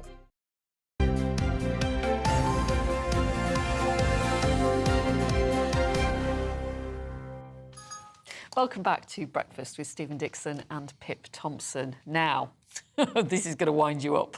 A pub in Dulwich, in London. In South East London. Yeah, is in hot water after cancelling a customer's Sunday lunch booking because there were more children than adults. It's the Lordship pub. It's probably on Lordship Lane, they know it well. It said it's well known for being child-friendly, but as with many public houses serving booze, it asked there are as many adults as children on busy days. So today we're debating, should pubs ban parents with kids? Well, mum and parenting expert S.J. Strom joins us and restaurateur Giancarlo Caldesi. Good to see you both this morning. S.J., it's a pub, not a creche. Good morning. I don't understand the rule. I mean, it's a pub, it's a public house, it's a place that they have a kids menu. It seems crazy to then put this extra element of it, that it has to be the same amount of adults as children. And I think what's really riles people up about that is how 2.4 families that is. It doesn't really reflect modern parenting. You know, I might want to take my children out by myself. Keeps me very isolated. Single parents, bereaved parents. My sister died last year. I'm often out with 5 children now. And where do we sort of say, sorry, you're no longer welcome because there's too many children? It's like we've become a little bit Victorian, that we want our children to be seen and not heard, and we're not welcome anywhere, is how parents are feeling, I think. Yeah, and it's also about how well behaved the children are. I mean, I get a bit of a bee in my bonnet about this one, SJ, because I've got dogs. And it does wind me up when I go somewhere and it says dogs are banned, but children are very welcome. And I went into a place once, and I wouldn't take my dog out if he wasn't well behaved to these places, but I couldn't take him in to this one venue. There were children in there racing up and down, parents doing absolutely nothing, and I just thought that was completely unfair. So if you have a sign on the door saying well-behaved dogs welcome, can't you have a sign on the front saying well-behaved children welcome? No, when did we get to the point where when you go on holiday, you go to Europe, the best part of that family time and that bonding time, we say as a nation that we value families around the dinner table, all chatting, all having fun together. But you go out in the UK and you don't welcome that anymore. Our children have to sit and be quiet, but they're not allowed devices. You know, what are we supposed to do as parents? I totally agree that if I'm in a pub or a restaurant or a cinema and children are running around and disrupting everything, of course, you need them to be having those experiences of going out with their family to learn how to behave in those social situations as well. So I think that we can't say you're banned. We can't say you're no longer allowed to go out and socialise. Why can't we just be much more welcoming and much more, you know, embracing our children and helping out parents? When you see a parent who might be struggling with their child, we all touch and roll our eyes rather than saying, you know, can I help out? Do you want a colouring pad? You know, anything like that. When you go to those, when you have that experience as a parent where you're made to feel very welcome and helped, you're going to be very loyal to that place and you'll be raving about it. OK, Giancarlo, what do you reckon? Well, I'm so glad you made all those points, which are really valid. First and foremost, I'm Italian, and continental sort of approach to kids has been different all the time. There is, although I've got 3 restaurants in a minute, let's say, and it is very difficult for me to really not accept family and children. My finding is very simple. There's few things that really matters. One, the parents should be responsible of the children, and that's important. 2, they must look after them in the way they eat it, where they're not throwing food everywhere and causing chaos. Okay, let's say the worst scenario first. Okay, what you point out is very, very, very true. Now, my heart goes out for you because you know I can understand your position, and really, it's very sad to really look at the 2 sides, because one side, if you want to make money, you don't make money with kids, because the work behind is quite a lot, actually.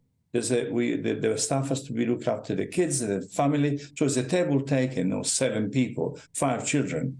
Let's be very clear. Think of the 2 sides. Oh, right. The mum pays 40 quid. The kids pays £7, and my staff, they cost me now £15 an hour. You know, so the many things are gone out of sync, because we are stressed on the point of view of remuneration of what people do. So we need to offload it somewhere else. So there is the cultural problem, the money problem, and also attitude.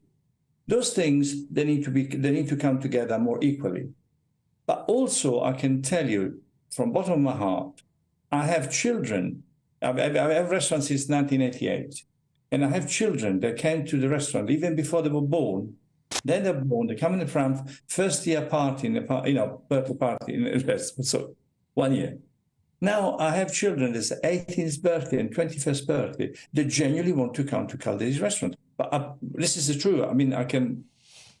Okay, so the wonderful balance is if we don't start teaching our children a better manner into public places, we're not going to win ever. What's the point? Well, So- yeah, well, and that's all right. And there's a valid point in that, and certainly within a restaurant setting, there's a valid point. But what is wrong, SJ, with saying actually pubs are adult places? They're for adults to go and have a drink. Not everything has to be child-friendly nowadays. I think there's a really good use for adult-only spaces, but this is a community pub, a local pub. Like I said, it's a public house. It should welcome everybody. Those parents might have lived in that area for years and have always gone to the pub. In this case, they were loyal customers. And suddenly they're told, not only... It's a strange thing. It's not that your children aren't welcome. It's that the number and the ratio has to be correct. We have to jump through all these hoops. But you see, in Italy, it doesn't happen because the family is welcome to begin with. So we haven't got this segregation. When I came here in 1970, genuinely, honestly, it was a shock.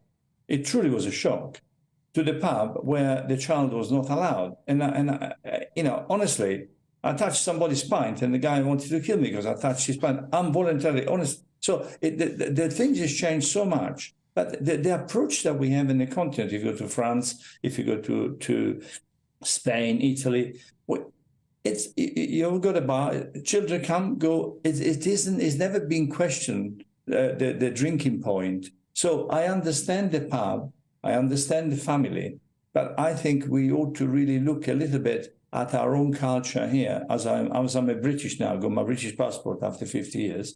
And no, seriously, I love this country, please.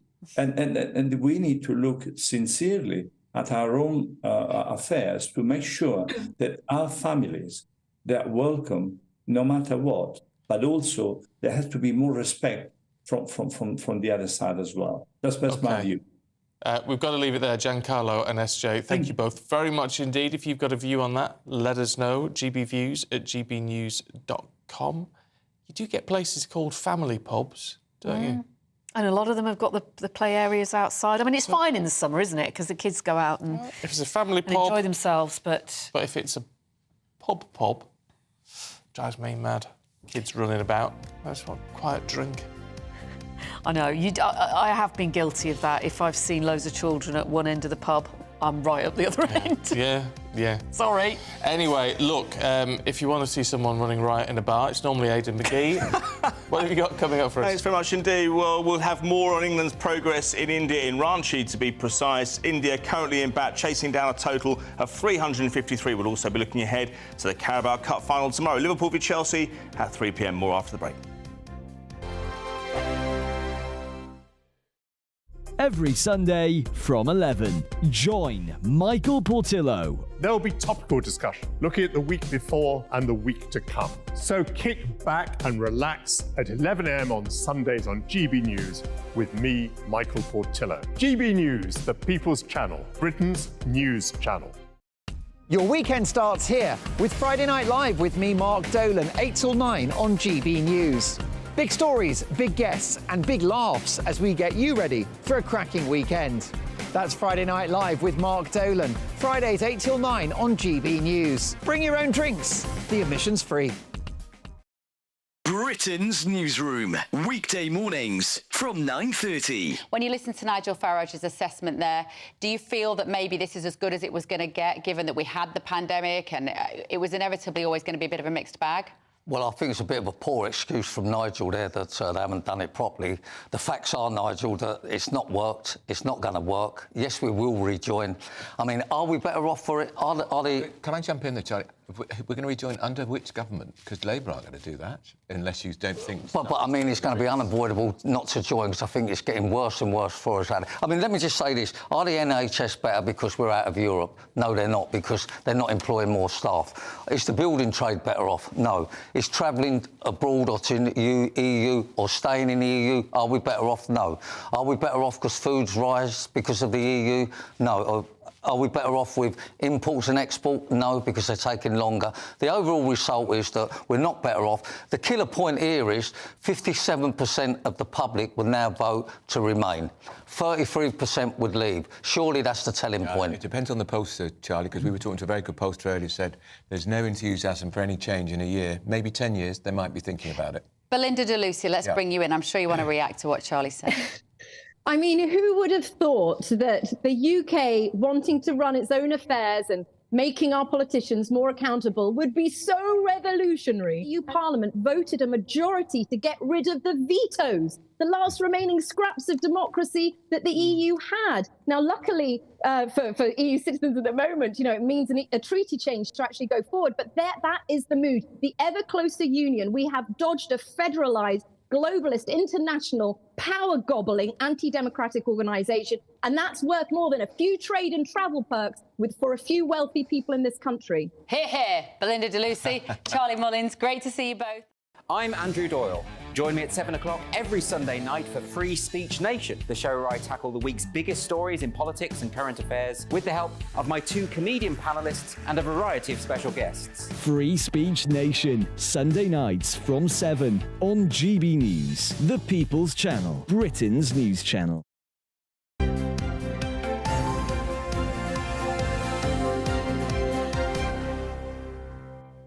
7:36. Aidan's here. Good morning to you both. Let's have a bit of a cricket update, should we? Can we Yeah, bear it? why Is it not? good? Well, yes and no. I mean, England made a good stand Yes earlier and on, no. 3-5-3 all out. Problem is, when India are in reply and they've got hold of the bat, they are very stubborn. This partnership of Jaswal and Gill are proving very difficult to remove. 85 for 1 they are, so it could be a lot better. But you know what? Sometimes it ebbs and flows in cricket. You get those 2 out. The next couple might be a little bit cheaper. So we'll just have to see how it goes for the rest of the morning. It's a tricky wicket. You see, you were confident half an hour ago. Now look at you. It's not Bazball's fault, you know. It's not. Well, it's not when they're fielding. No, true. To be fair. I want to ask you, Aidan, about Luke Littler, Yes. darts sensation, still a teenager, 17 years old, but he is already suggesting that he could retire at the grand old age of 27. Well, lucky devil. Well, it's still 10 years. I mean, it's quite a while. Why would he say that? Well, because he's starting younger than average for a start, right? The second point, I mean, I should say at this point that I can't remember a time in my career where we've spoken about darts at the end of February. Normally it's all done between Christmas and New Year. Having said that, he has made darts so popular. Everyone's talking about it. Now, the thing is here, Pip, is that some of his predecessors earned really good money. Sorry, is that what I said? Hooray! I'm a cheerleader. I'm a cheerleader for Luke Littler. He could earn stratospheric levels of money because it's not just about what the prize money within the sport, but goodness me, what sort of opportunities does it open up outside of darts? What, you mean sponsorship? Yeah, of course. I mean, he's going to be. But isn't he? Is he marketable? Oh, well, I'd say so. Why would you say he isn't? But also, wouldn't he not be less marketable if he retires? Surely he's more marketable. No, but I think it's about that 10 years. I don't think he wants to be doing what Phil Taylor's doing right now. I've worked out, in fact, Martin Samuel worked out in the interview that he gave in the Times magazine with Luke Littler this morning. He said that if he carries on for as long as Phil Taylor has carried on for, he's going to be around until around about 2065. Good. I mean, that's going to see us all out, I would have thought, isn't it? Yeah. He's going to supersede all of us. Not just our careers, just our lives. Yeah. Yeah, sadly, probably. But the prize money's going to... I mean, you know, Phil Taylor became a multi-millionaire from quite young, and I think Luke Littler's going to surpass that already. He would have won £500,000 had he won the world title in January. He's also backed that up with some good performances. The more tournaments you take part in, the more money you can win. So it's all about the money. So once he's earned the dough, he's just not really going to care about... Surely you have to have a passion... It's exactly the same as you.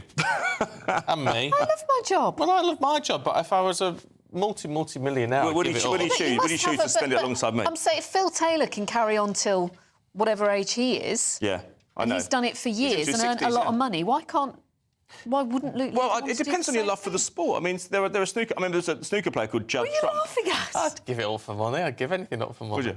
Well, apart from my husband. You love a pound. Because in other sports, you know, say footballers when they retire, it can have a massive effect on their mental health, and they have no choice physically but to retire. Whereas in this case, but then an football agent said to me a couple of years ago, he said, "Aidan, the game is about making money." Talking about football, and that's the way the footballers see it. So that everyone looks at that. I mean, it's not many other disciplines in life where you can have so much fun earning so much money. Also, you've got to consider the schedule. He's probably spoken to older players. That's the only company he keeps, older players. So he speaks to them and he thinks to himself, well, do I really want travelling all over the world to play darts? Do I really want travelling all over the country playing darts? So it depends on his outlook. I think it might change in years to come. It depends how good he is. If he loses a few tournaments, you won't earn as much money. He'll have to go on until he's 35. 35.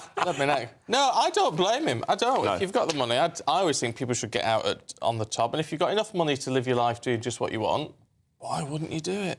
Why wouldn't you do it? I don't know. I think there's it's filling the schedule as well. It's finding a sense of purpose. It's not that easy. Yeah. Oh, well. Lovely. Thank you both. Both? You're not going. You can thank Pip as well. Oh, no, she's marvellous. Well done. All right, look, we're going to take a short break. Back with the papers in just a moment.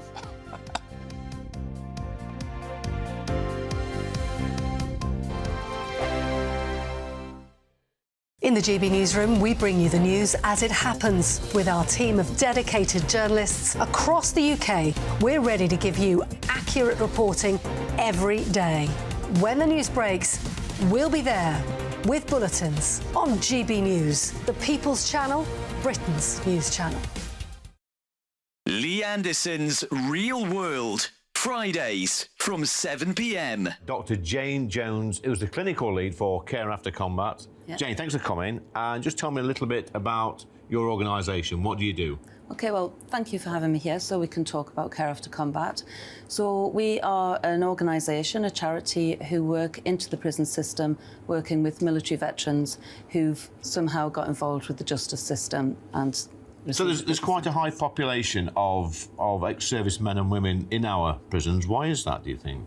So 2014, the government did a review of who was resident in UK prisons, and what they found were that military veterans are the highest occupational group, and this obviously raises some concerns. So the government wanted to do something about that, and so they supported Care After Combat initially, just as a scoping exercise, really, to see if there was any way we could help these men and women actually, understand the problems that led to offending behaviour and go on to lead successful lives. So what sort of offending behaviour are we talking typically for people that's in prison that's actually served in our armed forces? Primarily, it's violence. Yeah. So that is the highest offence that we work with. Okay. But of course, the military, as with everybody else, it's the full range of offender behaviour. OK, so we're in a pub, Jane, Dr. Jane, and I guess for some people, the odd tip of alcohol is good, a bit of fun of a weekend, relax, let your hair down. But for some people, alcohol is not always their best friend, and I guess that plays a part in some of your veterans that end up inside.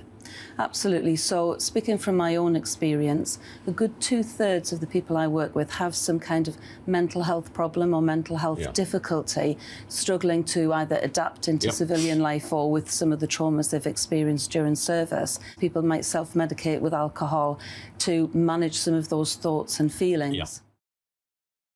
Your weekend starts here with Friday Night Live with me, Mark Dolan, 8 till 9 on GB News. Big stories, big guests and big laughs as we get you ready for a cracking weekend. That's Friday Night Live with Mark Dolan. Fridays 8 till 9 on GB News. Bring your own drinks. The admission's free. Have a great Saturday night with me, Leo Curse, on the Saturday Night Showdown. It's a crazy world out there, so come and make fun of it with me, my panel of comedians, and a couple of people who actually know what they're talking about. The Saturday Night Showdown is your front row ticket to the clown show every Saturday, only on GB News, the People's Channel, Britain's news channel.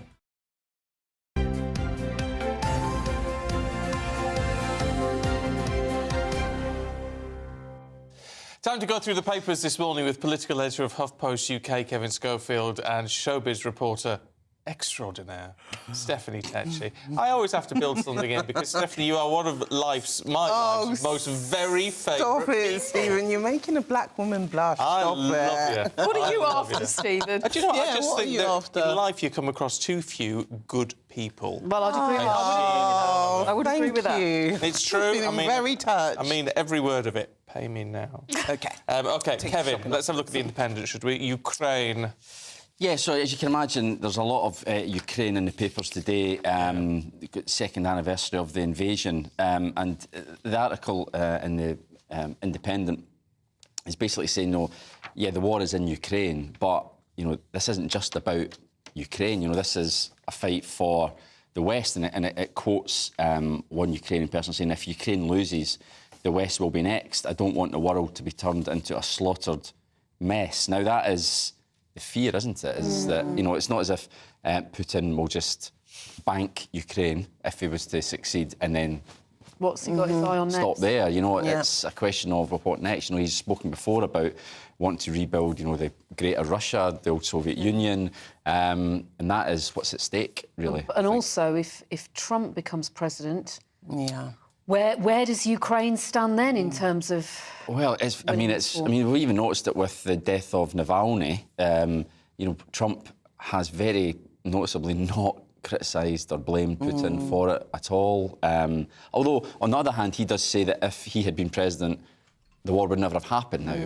That was a huge pinch of salt. He has a point in that he does seem to be able to communicate with Putin. It's not about communicate, isn't it? The fact that his finger appears to be hovering over the button is so unpredictable. Now, that's uncomfortable for a lot of us, but actually for an enemy, if you want to put it in those terms, it's even more uncomfortable. Well, it makes you think twice, doesn't it, about doing anything that might well provoke him. The thing is, when he was in power the last time, he was actually, when it came to foreign policy matters, a bit more pragmatic. You've got to remember, he's surrounded by the Joint Chiefs of Staff, these military chiefs, hugely experienced, who will be giving him lots and lots of advice.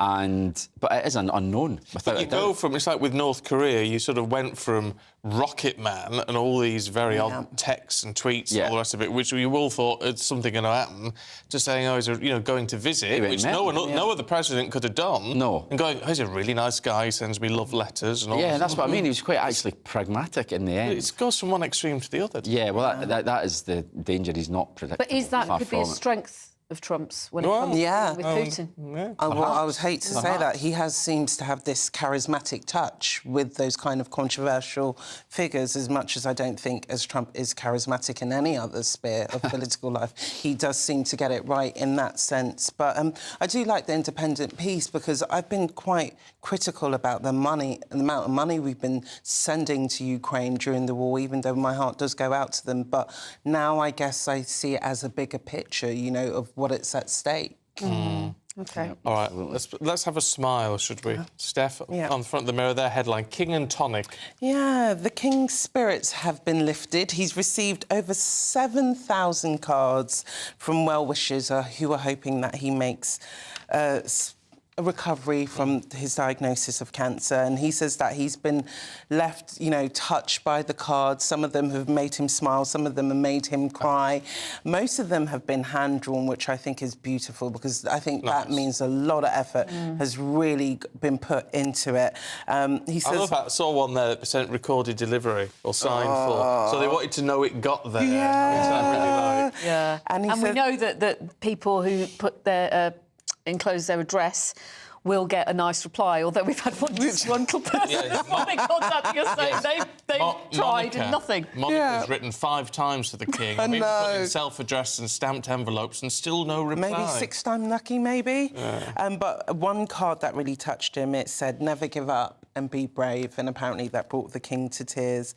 But I like this. One thing I've liked about the King is that he's been very transparent about both the good parts and the bad parts, and I think it's very inspirational, and I think it just makes us feel more closer to him. And I'll tell you what, you see, I mean, I don't know, because it's just the pictures we've seen there. But they seem to be written by children. A lot of them done by children. Maybe a school project, that sort of thing. But I think that's really positive, isn't it, to get children involved in the monarchy? And I mean, it does show that there is obviously an awful lot of love and affection out there for him. And I think as well it shows a change of approach maybe by the royal family. I mean, even, would you imagine that the Queen would have been quite as well? Probably not, from a completely different generation, obviously, and it just shows that, he's obviously embracing the social media age, he's putting out videos there, and as you say, Steph, it is positive that he's being transparent about it, because it can increase awareness as well, which is... And I think it is a good tonic for anyone who's sick, that just to know that you're being thought of and that people are sending those love and well wishes. I do feel like that ends up having a positive effect. Well, your brain health is so important. You need so much uplifting. Kevin, let's talk more politics with you, because this is about who can replace Sunak at the top. Is this before or after an election? Well, they're still talking about... times, isn't it? So, this is a real... they're stirring the pot a little bit here, the Times. They've done... so it's in 2 parts. One is saying who could possibly replace him, but also they've got quite a big in-depth piece about the plot that's going on. And there is a plot. People are denying it, but there is definitely a feeling. I still think it's a minority view amongst Conservatives that if only they could get rid of Rishi Sunak before the election, they might still have a chance. Now, I'm not convinced of that myself, I have to say. I think it'd be the opposite. It would look mad. I think just normal people would think, you can't change leader again. This is absolutely bonkers. But, they've got shadowy pictures of advisors. Lord Frost, obviously, the Tory peer, former Brexit advisor. Any picture of Suella Braverman there? No, but a former advisor of his... Jake Ryan is there, and they've got pictures of them going in and out of this secret location all week, all this type of thing. So furtive. Well, Penny Mordaunt's been doing the rounds, hasn't she? Well, yeah, she's been very high profile. Kemi Badenoch as well. She is very keen to get her name out there. I think she's definitely the bookies' favourite. But I think this is for after the election in reality, because we're only, at most, maybe 9-10 months away from a general election. The idea that you could get rid of Rishi Sunak, have a leadership contest, then have a new Prime Minister who could then put their stamp of authority on the situation before a general election, I think that would would you really want to be that person who leads leads the party into the election only to lose. Totally. You're probably better just to wait and pick up pieces afterwards and then try and rebuild them. I think that would be the final nail in the coffin for the Conservatives if they did do a leadership race before the general election. And to be honest, I think the way... Obviously, I can't speak for everyone in the country, but the mood is people are just bored of the Conservatives, period, regardless who's in 14 years, charge. a long time. Yeah. People just want change. Yeah, And I don't think there's a great enthusiasm for Labour either, to be honest with you. There's no great love there, but I think people are just ready for a change, and the change with, Do you think under it was our the other system way is around? another If it had been 14 years of Labour government, people would be... Yeah, probably. I mean, we saw that under Blair 2010, and wasn't it? Brown. You know, you look at the size of the majorities they got in 97, obviously, and 2001, and yet they were kicked out in 2010. People just... That's just the way it goes, you know. It's like you usually get a decade if you're lucky. Yeah. And once people just want a change of scene, really. Yeah, I think that's probably right, really. Stephanie, British Airways, the world's favourite airline. Not no more, and especially not with Brits, because it scored pretty lowly in a survey which was carried out by which was judged on passengers' experiences over 10,000 trips, and it scored even below EasyJet for short-haul flights, and also against long-haul flights it came in the bottom. And it was all based on things such as punctuality, cancellations, customer service, value for money, seat comfort and food, drink. And it just seems travellers have not been happy with BA on this. And, you know, it is our national airline carrier, but it just seems not to be connecting anymore with travellers when it comes to providing... Not connecting them. Well, British Airways have said... Yeah. We always work hard to get our customers to where they need to be on time. We apologise to customers for any disruption they've faced during these challenging periods and, again, thank them for their understanding.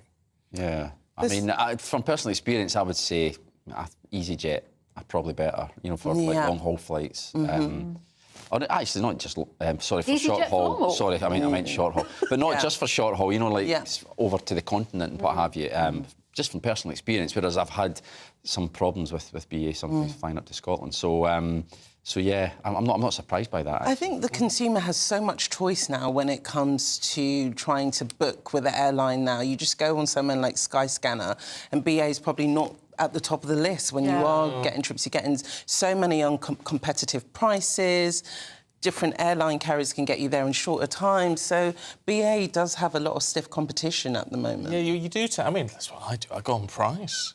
Yeah, you filter it on lowest to highest price, and if it's at a decent time, off you go. Also, it can be the ease of using the website though as well. How fiddly that is, because you have to add everything to it, don't you? Luggage. Oh, you pay all those extras. Yeah, and BA is quite expensive, unfortunately. Yeah, I suppose it is really. I mean, it's been a long time since I've flown British Airways. But it still has that cachet as you say, it does. The national carrier. People, BA or BA is bound to be better, isn't it? Because it's British Airways. But in actual fact, the reality can sometimes be pretty different. Yeah. Oh, well, there you go. The cheaper is always better as far as I'm concerned. Maybe they need to lower the prices. Or serve food. It's charging for the food that drives me mad. Yeah, that's... Yeah. Don't eat them. Bring sandwiches with British Airways, it was like you got a free meal, didn't you? A three-course meal at one time. Yeah, you know, not anymore. Anyway, right. Thank you both. We'll see you a little bit later on. Let's get the check on the weather for you with Alex. That warm feeling inside from Boxed Boilers, sponsors of weather on GB News. Hello, very good morning to you. Alex Burkill here again with your latest GB News weather forecast. For many of us today, it's actually going to be largely dry, but it is a bit chilly too. And that's the theme that we start off with. A touch of frost, perhaps some icy patches, and also some fog and freezing fog first thing. But any fog will clear away, and then, like I said, a largely fine day for many places with a decent amount of sunshine, albeit a scattering of showers, mainly around western coasts, perhaps towards the south as well. And these may become a bit more widespread as we go into the afternoon. Temperatures will be around average for the time of year, so just about scraping into double figures towards the south, a little bit cooler than this further north. Later on today, we are going to see many of those showers easing and clearing away, so again for most it is going to be largely dry and we'll have some clear skies once more. Towards the southwest, however, here we are going to see some thicker cloud pushing its way in through the early hours of tomorrow morning and some rain arriving here later on as well. With clear skies for many, again we're likely to see a touch of frost in places and also some more more fog and freezing fog too. Through Sunday, and it is going to turn pretty wet and windy across southern parts with some heavy rain, strong blustery winds. All of these unsettled conditions could lead to some localised impacts. Further north, a drier and brighter picture, albeit a few showers dotted around, but most places staying largely fine. Temperatures will be similar to today, so most places getting into mid to high single figures, obviously feeling unpleasant in the wind and rain to the south. Bye-bye. A brighter outlook with Box Solar, sponsors of weather on GB News.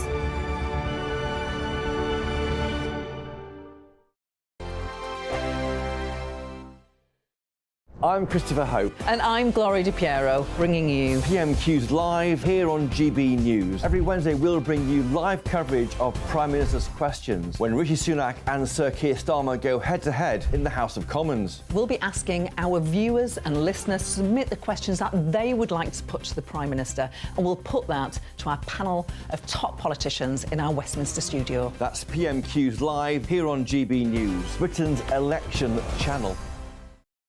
The Camilla Tominey Show, Sunday mornings from 9:30.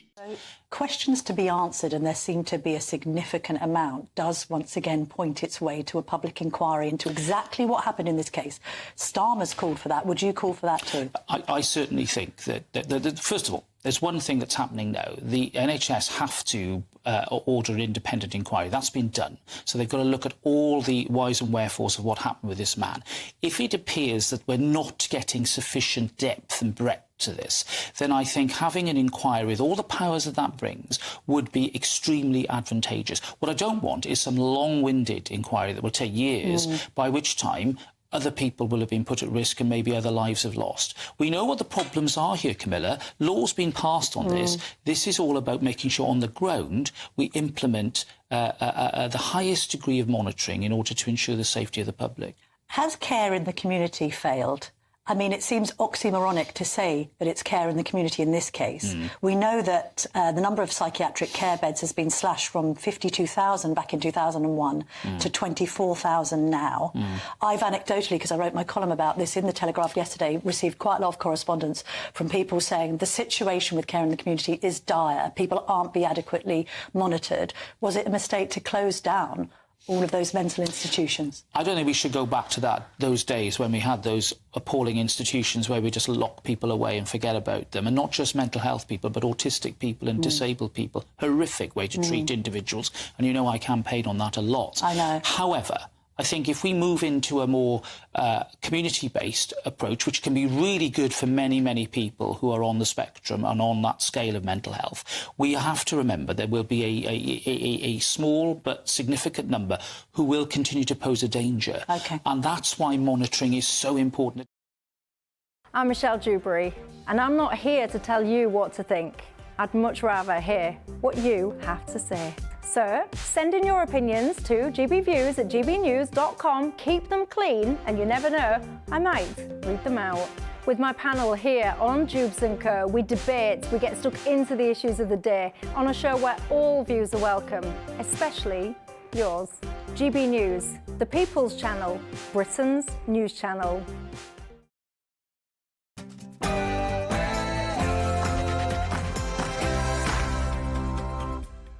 Good morning to you. It's 8 o'clock on Saturday, the 24th of February. Today, the government pledges an additional £250 million to help the war effort in Ukraine.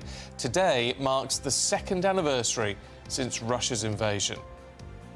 I actually believe that these Islamists have got control of our country, but what I do believe is they've got control of Caen, and they've got control of London, and they've got control of Storm as well.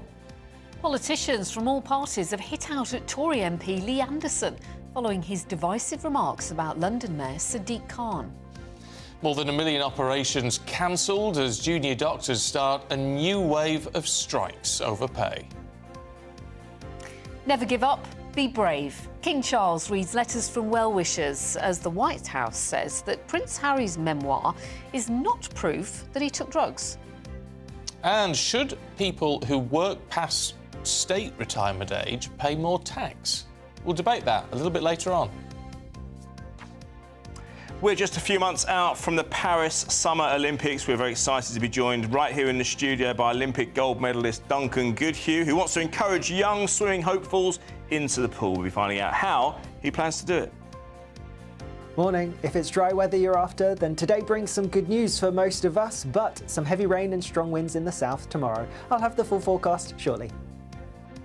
Morning to you. I'm Stephen Dixon. Very good morning. I'm Pip Thompson, and this is Breakfast on GB News.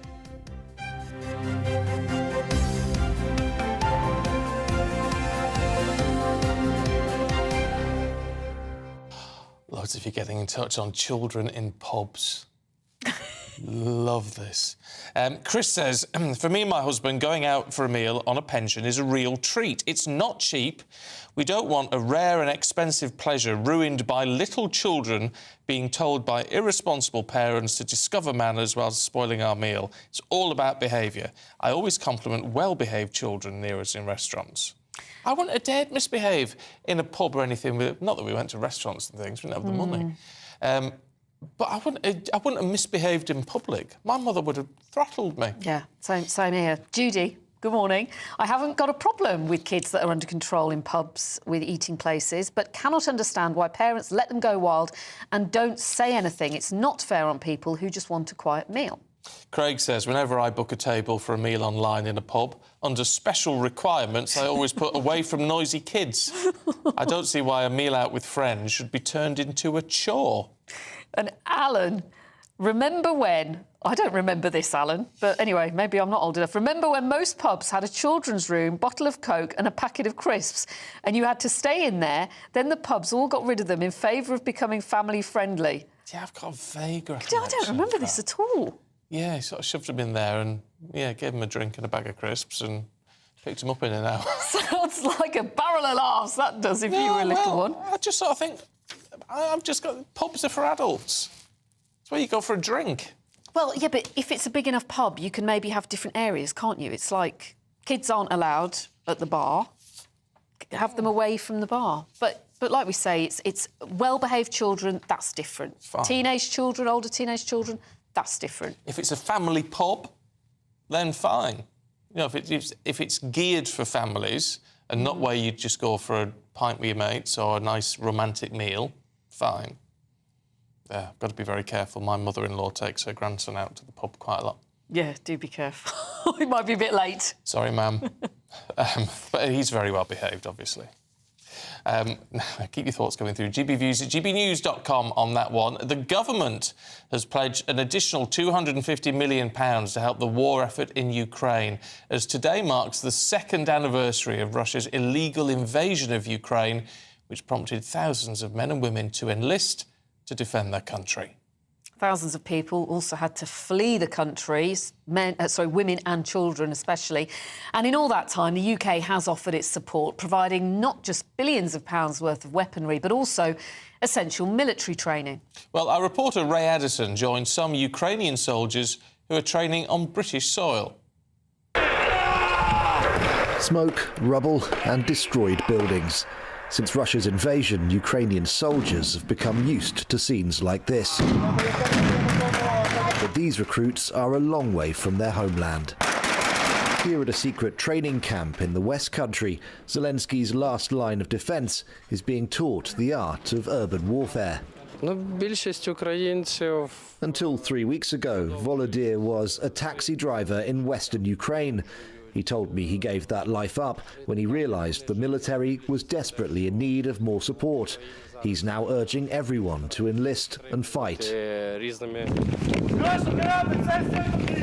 Dubbed Operation Interflex, the training is designed to give those with little to no military experience the skills they need to be effective in frontline combat. There are friendly forces in the area. As they move through battle scenarios, drill sergeants urge them to attack the crack, clearing, holding and defending buildings. Essential skills if they ever hope to rid their country of Russian invaders. Lieutenant Colonel Davidson is Interflex's deputy commander. He says the course has changed as the fighting evolves. So we're now seeing UAV and drone presence, persistence presence.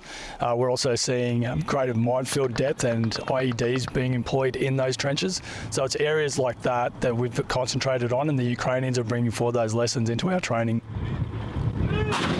Remember the door jogs? I know the door jogs are a bit tight. It's a big job, involving hundreds of British military personnel, translators, and 11 other partner nations, including Canada and Australia. Vladislav has served in Ukraine's National Guard since 2013. He says when he joined, his training focused on defending the country. But now in the UK, he's learning how to attack. There are 6 training camps like this across the UK, and 34,000 soldiers have passed through their doors. But at this stage in the war, with Ukraine being forced to concede ground to Russia, the skills the soldiers are learning have never been needed more. The Ministry of Defence says that after the US, the UK is the second largest military to donate to Ukraine, providing more than £4.6 billion since the war began, and was the first country to donate Western main battle tanks. It's hoped that these munitions, handled by soldiers with British military training, will one day stop the Russian invasion. Ray Addison, GB News.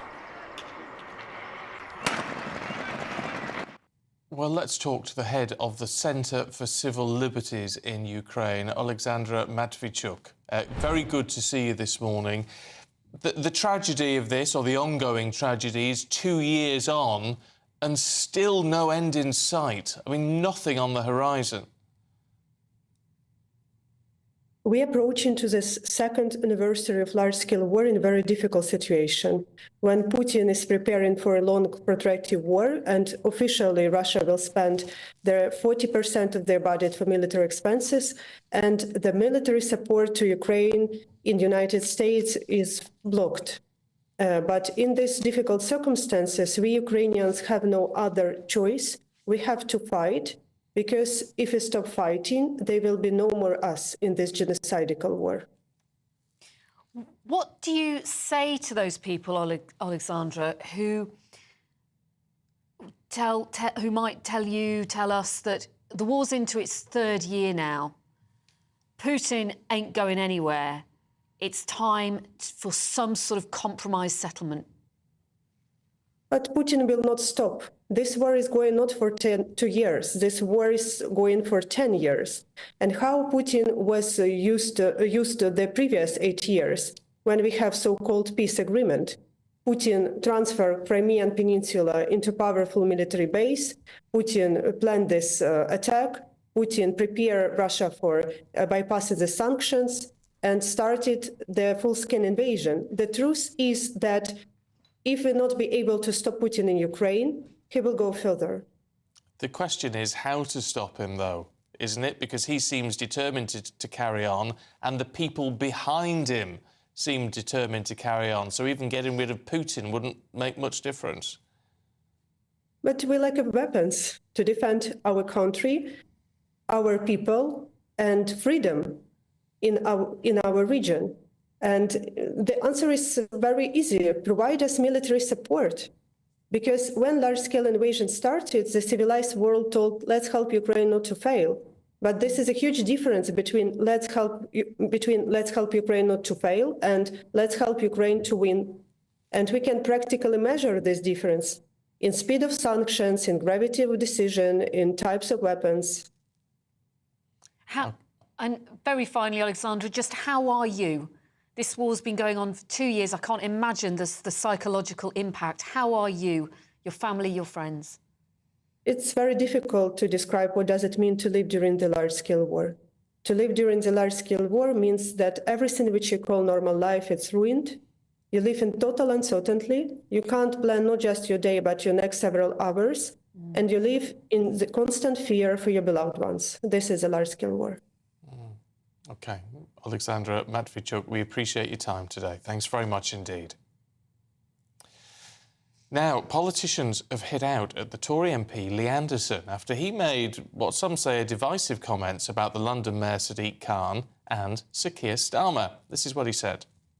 I don't actually believe that these Islamists have got control of our country, but what I do believe is they've got control of Cairn, and they've got control of London, and they've got control of Storm as well. And we've seen the shocking scenes played out in Parliament just a few nights back where Stormer crumbled. He put pressure on the Speaker to alter the rules, if you like, for the nature of the debate and the ultimate voting. And this is a result of weak leadership.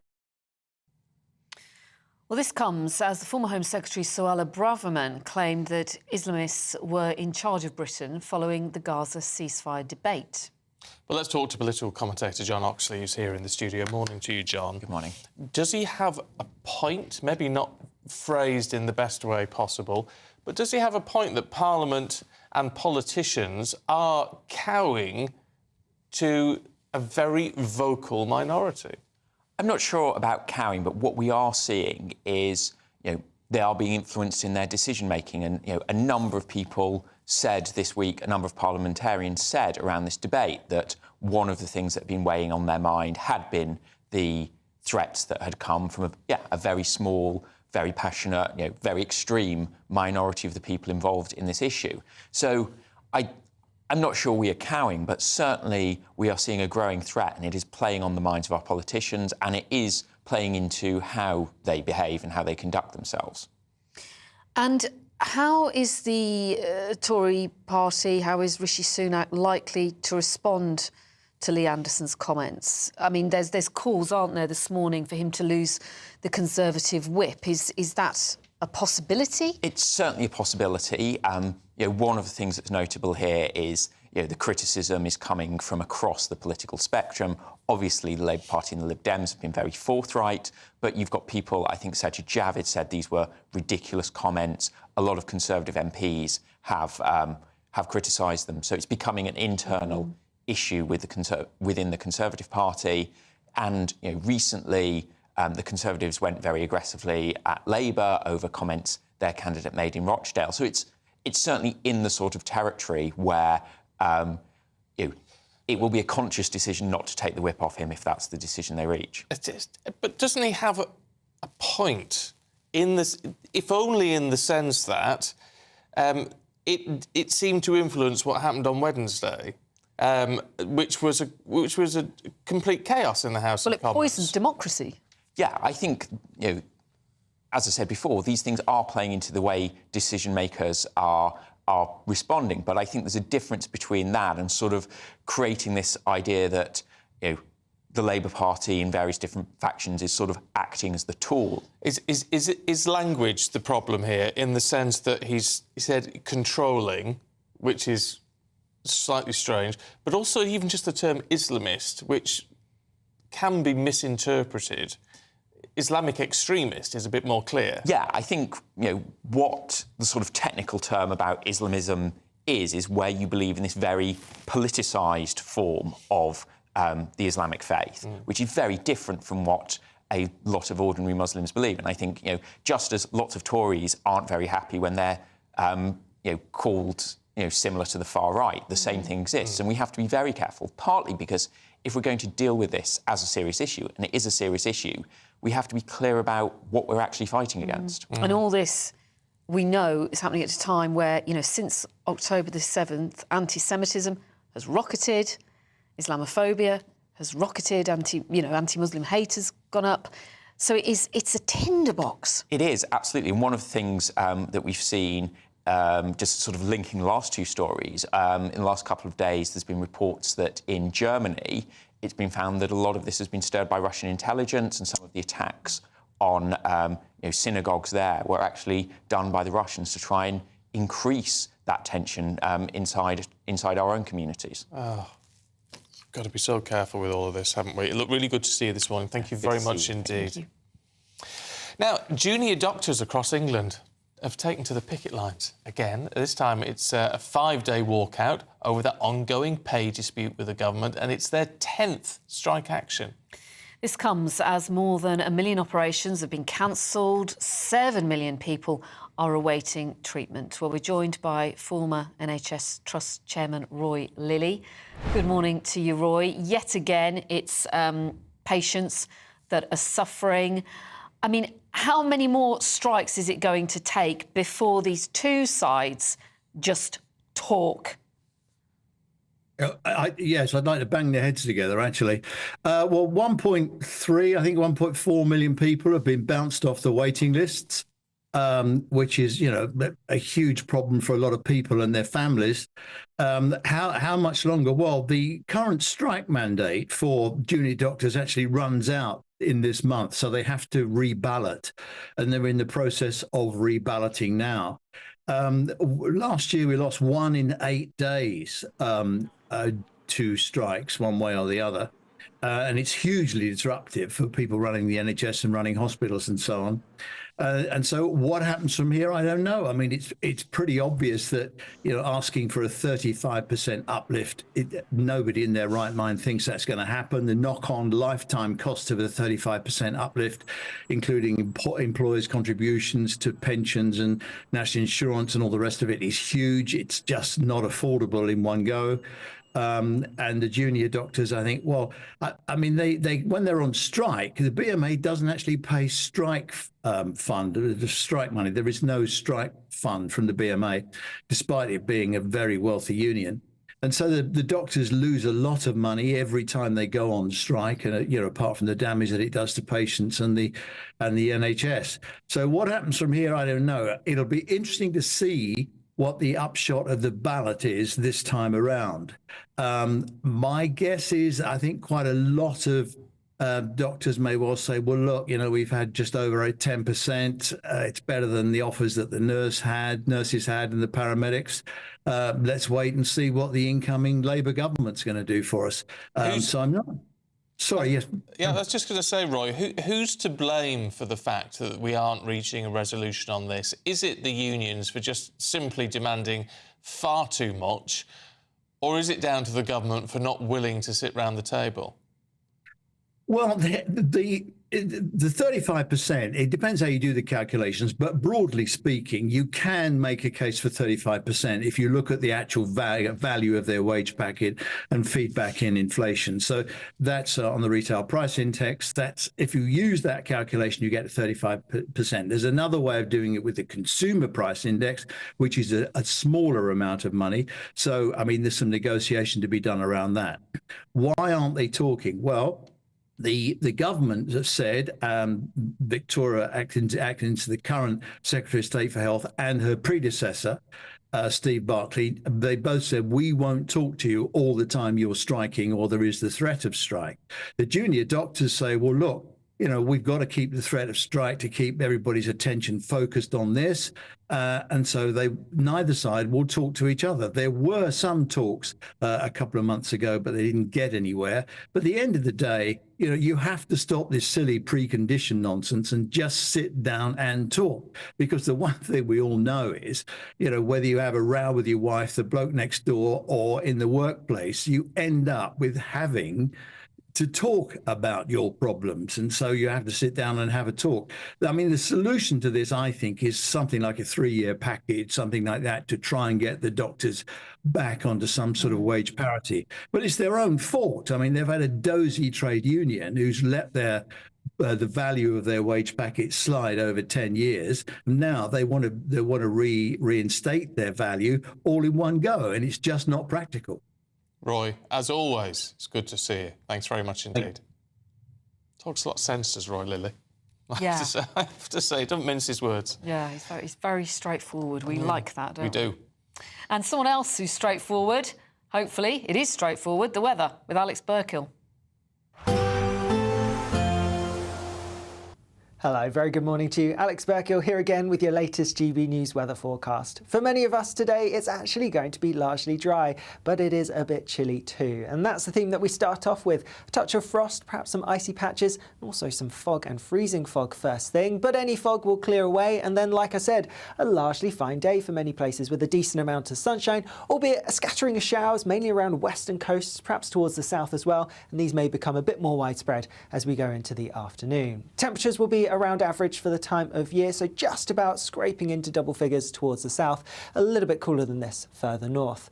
Later on today, we are going to see many of those showers easing and clearing away. So again, for most, it is going to be largely dry and we'll have some clear skies once more. Towards the southwest, however, here we are going to see some thicker cloud pushing its way in through the early hours of tomorrow morning and some rain arriving here later on as well. With clear skies for many, again, we're likely to see a touch of frost in places and also some more fog and freezing fog too. Through Sunday, and it is going to turn pretty wet and windy across southern parts with some heavy rain, strong blustery winds.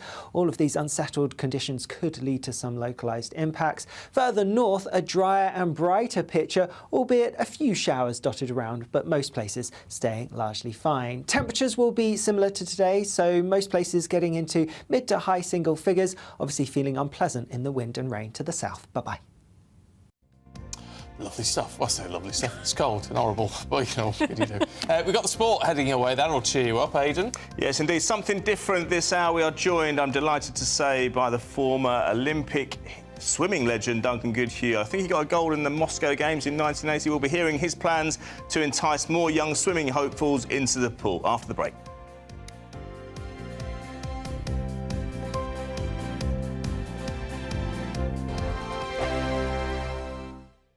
In the GB Newsroom, we bring you the news as it happens. With our team of dedicated journalists across the UK, we're ready to give you accurate reporting every day.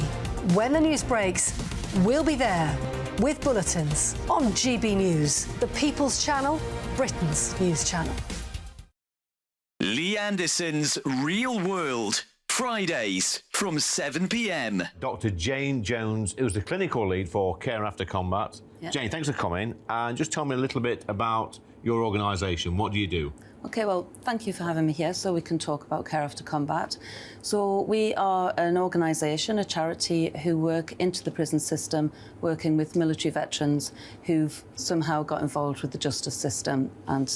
So there's quite a high population of ex-servicemen and women in our prisons. Why is that, do you think? So 2014, the government did a review of who was resident in UK prisons, and what they found were that military veterans are the highest occupational group, and this obviously raises some concerns. Yeah. So the government wanted to do something about that, and so they supported Care After Combat initially just as a scoping exercise, really, to see if there was any way we could help these men and women actually, you know, understand the problems that led to offending behaviour and go on to lead successful lives. So what sort of offending behaviour are we talking typically for people that's in prison that's actually served in our armed forces? Primarily, it's violence. Yeah. So that is the highest offence that we work with. Okay. But of course, the military, as with everybody else, it's the full range of offending behaviour. OK, so we're in a pub, Jane, Dr. Jane, and I guess for some people, you know, the old tip of alcohol is good, a bit of fun of a weekend, relax, let your hair down. But for some people, alcohol is not always their best friend, and I guess that plays a part in some of your veterans that end up inside. Absolutely. So, speaking from my own experience, a good 2/3 of the people I work with have some kind of mental health problem or mental health difficulty, struggling to either adapt into civilian life or with some of the traumas they've experienced during service. People might self-medicate with alcohol to manage some of those thoughts and feelings. Your weekend starts here with Friday Night Live with me, Mark Dolan, 8 till 9 on GB News. Big stories, big guests and big laughs as we get you ready for a cracking weekend. That's Friday Night Live with Mark Dolan. Fridays 8 till 9 on GB News. Bring your own drinks. The admission's free. Have a great Saturday night with me, Leo Curse, on the Saturday Night Showdown. It's a crazy world out there, so come and make fun of it with me, my panel of comedians, and a couple of people who actually know what they're talking about.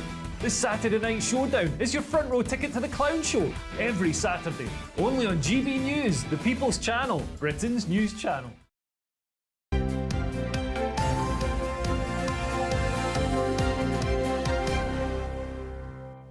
Oh, we have got a treat for you this morning, and we don't just mean Aidan McGee, do we? Because you're always here. Yeah, exactly. Yeah, you can't get rid of me. Well, no, we've look, less than 6 months out from the start of the Paris Olympic Games, and as we teased before the break, Duncan Goodhue joins us now to tell us how he plans to bring in lots of different people from all different ages, all different abilities into the pool this summer. Is that right? Yeah, and we've got an event called Swimathon that's been going many years. And since its inception, we've had hundreds of thousands of people take part around the country. And it happens in over 400 pools. So it's a really, really big event. And when it was launched, it was kind of trying to get a kind of a London Marathon type of promotion for swimming to get people swimming. And the trouble is, you can't get that kind of numbers in one pool, can you? It's a bit crowded. so we spread it across all the pools in the country and played to the swimming strengths. So, you know, you can have teams, you can have, you know, a child, Daniel once swam. I saw him swimming one length, he was 6. And his parents swam 199 lengths being cheered on by Daniel. Amazing. And so we're playing to the strength of swimming. And over those years, over £52 million have been raised for charities. So it's been absolutely a brilliant success. And so we're launching it this year and inviting everybody to enter. Are we a swimming nation as much as we should be? We are most definitely a swimming nation. In fact, before the pandemic, swimming was by far the most popular a sport that people do. In fact, the Financial Times asked me to write articles for them because the kind of sport that the Financial Times reader would write is swimming.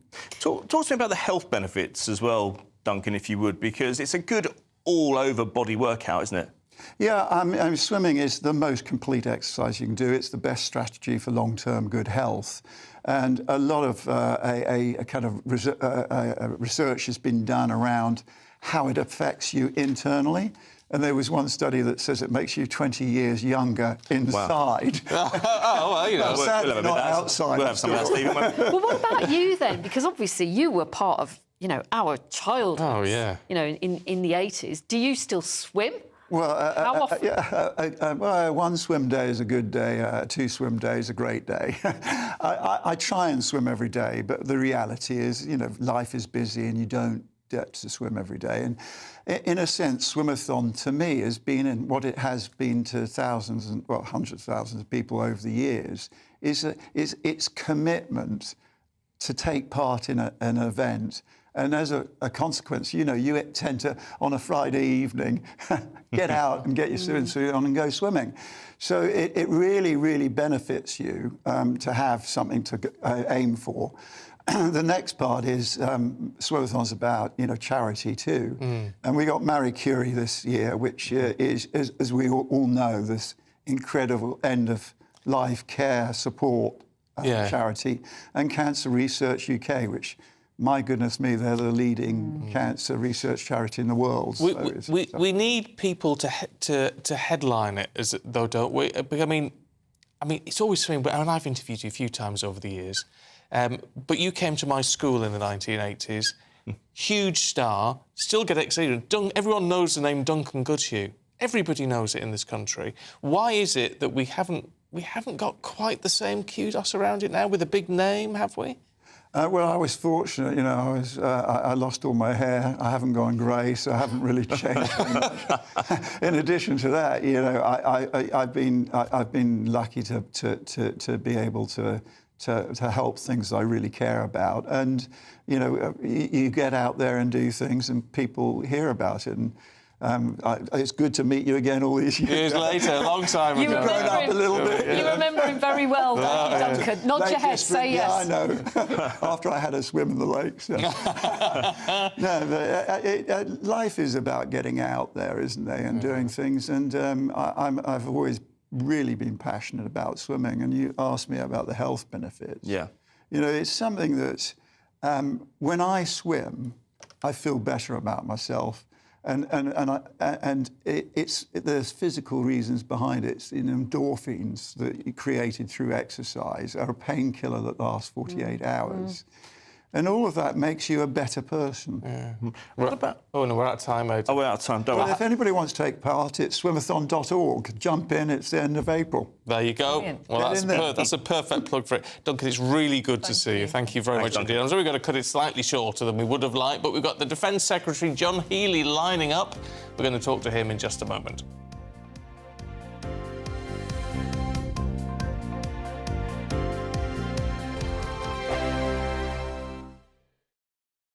I think the most exciting bit for me is talking to people. People who I think are ignored often by the major news channels. We're going to give news they want to hear. There's a voice there that needs to be heard. I think there's a chance here for a diversity of opinion to be expressed, which you don't find elsewhere. It's really exciting. We don't hold back. We're free to say how decisions that are taken here affect us all around the country. Only on GB News, the People's Channel, Britain's news channel. Good afternoon, Britain. Weekdays from midday. Elon Musk has announced that the first patients to receive a groundbreaking brain implant from Neuralink is recovering well. This is all a bit odd. The product, called Telepathy, uses a robot to surgically place a computer chip in a region of the brain that controls movement. Yes, Elon Musk says that the first goal is to enable people to control a phone or a computer just by thinking. He says that initial tests show promising signs of brain activity, meaning that patients with paralysis could one day overcome their conditions. Not sure about this one. Joining us to discuss this breakthrough is applied futurist Tom Cheesewright. Tom, this sounds, well, slightly terrifying. I certainly think a lot of people will be thinking this is something out of a sci-fi horror rather than reality. But this is a technology that's been a long time coming. We've been developing direct brain-computer interfaces for a long time, mostly for the sort of therapeutic reasons that are the initial goal, at least, of Elon Musk's Neuralink, to allow people who are perhaps quadriplegic to have direct control via their brains of initially a smartphone and maybe ultimately artificial limbs or a wheelchair. It does seem fascinating how quickly this technology is moving on. I saw demonstrations perhaps a year or two ago of people playing a very simple Pong game just by thinking, moving sort of one line on a screen up and down. This seems like potentially there has been a breakthrough that means far more complex things can be controlled just by thinking.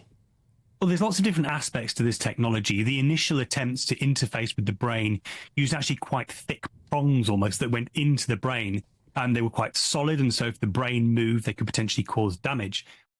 I'm Christopher Hope. And I'm Gloria DiPiero, bringing you PMQ's Live here on GB News. Every Wednesday, we'll bring you live coverage of Prime Minister's questions when Rishi Sunak and Sir Keir Starmer go head-to-head in the House of Commons. We'll be asking our viewers and listeners to submit the questions that they would like to put to the Prime Minister, and we'll put that to our panel of top politicians in our Westminster studio. That's PMQ's Live here on GB News, Britain's election channel.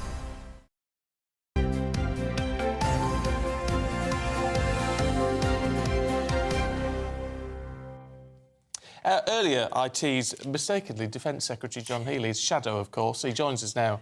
Bit of a Freudian slip. But he loved it. John Healey, on that one. Don't want to jump the gun ahead of the election whenever it might be. Look, on to serious matters. We're 2 years on from the war in Ukraine. What on earth do we do at this stage? Do we keep just throwing billions of pounds at this problem? Or do we need to look at other action? First, we recognise that defence of the UK starts in Ukraine. Second, we recognise that Ukraine is fighting with huge courage, military and civilians alike, and have regained half the territory Putin took, disabled their Black Sea fleet, and they're developing new weapons at record speed. The third thing, and most important, is that the UK is united for Ukraine, and I'm proud Labour stood with Ukraine since day one. And as Keir Starmer said today, whatever party is in power in this country, Britain will always back Ukraine. That may be the case, and there's a lot of, tough words spoken when it comes to Putin. And we know that there's been, economic sanction after economic sanction, John. But he's immovable, this man. I mean, what more can be done? What more can be done is, I think, first to recognise that this isn't just Putin fighting on the battlefield in Ukraine. This is a diplomatic, economic, an industrial struggle against wider Russian aggression. And we've got to have a broader UK plan to help defend Ukraine and defeat Putin. So that does mean tightening sanctions, as you say, closing supply chain loopholes, and looking to seize the Russian assets that have been stolen to reconstructing Ukraine. It also means ramping up our military support. And I think it means rebooting the British leadership to try and maintain the freedom-loving countries, the Western allies in support of Ukraine. John, what about considering conscription? No one's considering conscription in Britain, but what we do need to do is to deal with the long-run recruitment and retention crisis that we have in the British forces. The government and ministers have failed to meet their recruitment targets for the forces every year for the last 14 years. Can I ask you about really the state of the Labour Party at the minute? Because it's come under scrutiny again. We've got the situation in Rochdale. We've got the situation we saw on Wednesday night in the Commons, where Keir Starmer is under fire. We don't know exactly what was said, but he is under fire for the pressure he put the Speaker under to change the rules, if you like, to allow that vote on Wednesday. And there have been accusations, both from Lee Anderson and from Suella Braverman. You might not like the wording of it all, but saying in a way there is a mob of minority, a small group of people who are you would class as Islamic extremists, who are actually pushing the buttons of Keir Starmer at the moment, and he's responding to that by some of the actions he's taken. I think as Keir Starmer goes, nothing could be further from the truth. On Rochdale, there are a number of things in what you said there. On Rochdale, he's taken the unprecedented step of suspending support for a candidate, which means that Labour does not have a wannabe MP in the Rochdale by-election. And that was because we expect and we will set the toughest, highest standards for any Labour candidates at the election. On Wednesday night, look, the idea that Labour put pressure on the Speaker is rejected by us and rejected by the Speaker. All parties were arguing their case for that, and the Speaker wanted to make sure that MPs had the widest possible debate and chance to vote in that. And in the end, you've got to recognise only Labour passed a motion for an immediate ceasefire, a strong motion which said there can be no Israeli ground offensive against Rafah, that Hamas must release the hostages, that the British government should line up alongside allies now in calling for an immediate ceasefire that is properly observed by both sides, and one that can last and develop into a political process that we need to see that can secure a long-term settlement and a two-state solution so the Palestinians have their state and the Israelis can live for the long term in peace. Although that motion was somewhat overshadowed, wasn't it, by the debacle that happened in the Commons. What about the crowds that were gathering outside, the protesters gathering outside, what many say offensive slogans beamed onto Big Ben? Do you think there is a case for protests outside public buildings to be broken up, for them to be banned? I am really hesitant in suggesting that people in our country, in our democracy, do not have a right to protest, do not have a right to gather to protest. But what is clear is that the police need the powers and need to act. If there's any suggestion of crossing a line and inciting intimidation, abuse, or racial hatred, and as far as what happened inside Parliament, we had the opportunity to come together as MPs last week. We had the opportunity to show the British Parliament at its best, and instead we descended into the chaos of a row about procedure, and we showed Westminster at its worst. Mm. In terms of those protests, there was what is considered to be an awful slogan, actually, that's been used in a lot of the marches, projected onto Big Ben, onto the Elizabeth Tower. Should the police have moved in and stopped that? They say, well, they couldn't do anything about it. Should they have stopped him? Would a Labour government change the rules so that would have been stopped? Well, if the police consider they were there was anyone breaking the law or transgressing the law, then they certainly should have taken action. And if they took action, then they would have had our fullest Labour support.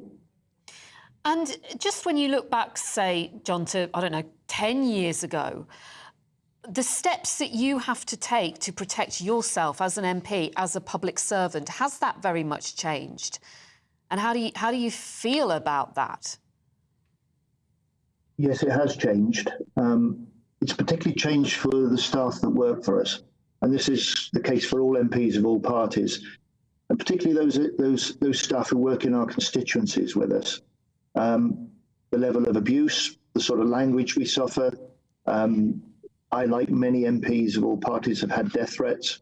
But in the end, it's part and parcel of what we shouldn't have to accept, but in the current circumstances we do. And it's really important that we work to try and set new standards for the way that we conduct ourselves as elected politicians, and that we are able to, again, in this country, disagree, but do so without threat and without falling out. Do you think that any party, but particularly the Labour Party, is really listening to what the people of the UK want? Getting out and about enough? And I'm thinking of our People's Forum. We had one with the Prime Minister a couple of weeks ago. We've invited Sir Keir Starmer to take part and just take questions from an impartial studio audience.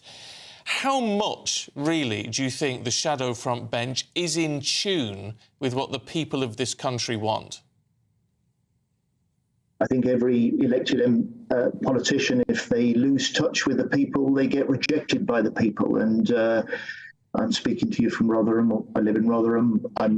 We'll be down at Morrison's after we finish here, and people see me around all the time. It's really important that I think that MPs can remain accessible. But we have this huge shadow over all of us. There are very few other people working in this country for whom work colleagues in recent years have been murdered for the job they do because somebody deeply disagrees with them. And that's a matter of real concern for us all if we want to preserve our democratic freedom, the right to protest, the right to be able to see and take issue with your elected representatives, your elected MPs. And this matters, especially in an election year. And I think we are really looking to the government. They've set up some sort of democracy task force that needs to bring everybody in, and it needs to try and make sure that for everybody's sake, they can safeguard this election that's coming up. OK. John Healey, it's good to see you this morning. Thanks very much indeed. Still to come, almost half of adults admit that they have shoplifted from supermarkets. Have you? No. Not that you'd admit it. No, I thought I would, but no. We're going to be discussing that and much more with our panel very shortly. This is Breakfast on GB News. Stay with us.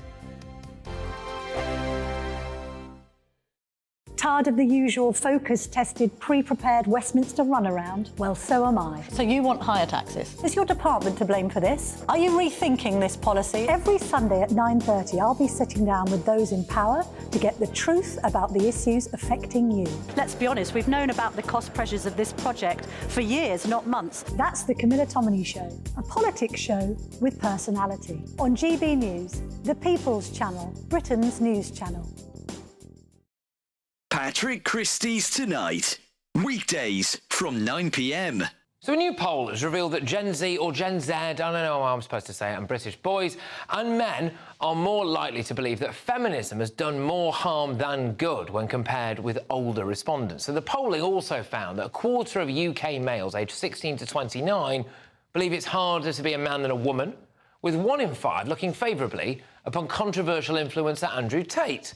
37% of them also agree that the phrase toxic masculinity is unhelpful. So, with Gen Z boys increasingly holding this view, has feminism done more harm than good? Let me know your thoughts. Email me, gbviews@gbnews.com, tweet me @gbnews, and make sure you take part in our poll. But I'll bring you those results shortly. Going head-to-head on this tonight are author and commentator Anna May Mangan and YouTuber and social media influencer Pearl Davies. Both of you, thank you very much.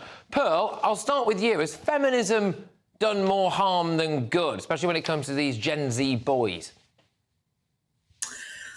Yes, it has. Feminism really has turned into a bunch of crybaby women that want to complain that we're not given equal opportunity when really women are given more opportunity than men. And so, yeah, I would say feminism is a hate group and it's a bunch of crybaby women. Anna, would you like to come back to that? Crybaby women feminism, apparently. We've got a right lad with us tonight with Pearl and her opinions, haven't we? How could it possibly do harm? Pearl wouldn't do. I hope you vote. I assume you do. I hope you're not chained to the kitchen sink at home. I'm not sure if you've got a job, so I don't know very much about you, but you're probably, if there's a bloke doing the same thing as you, you're probably earning less than him.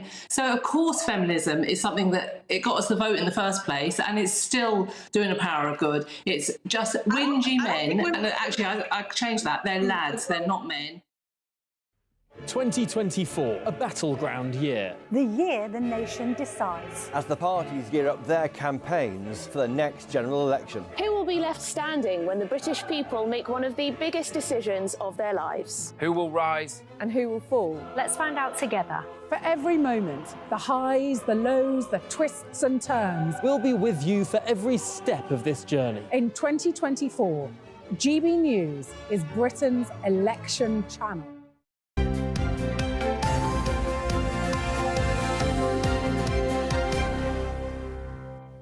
Time to go through the papers this morning with showbiz reporter extraordinaire Stephanie Tetchy and the light-fingered political editor of HuffPost UK, Kevin Schofield. Well, I've got a 50% chance of being right, according to the Sun, that's true. Kevin. That's true. No comment, but yeah, it's a pretty stark headline. Half of nation are shoplifters. Now, you know, they've got a picture there of someone putting a bottle of wine inside their pocket, like the world's worst shoplifter. Oh, yeah. But, you know, this includes, it says the most common stolen item is the 10p reusable bag. So, for instance, you know, you're at the self-checkout. That. Yeah. That is so easily done. You can do that by mistake. Tell it to the judge. The other week, I did unintentionally shoplift because I paid for my shopping, self-service thing, and took the trolley out, and under a bag was like a £3 box of pesto, tub of pesto.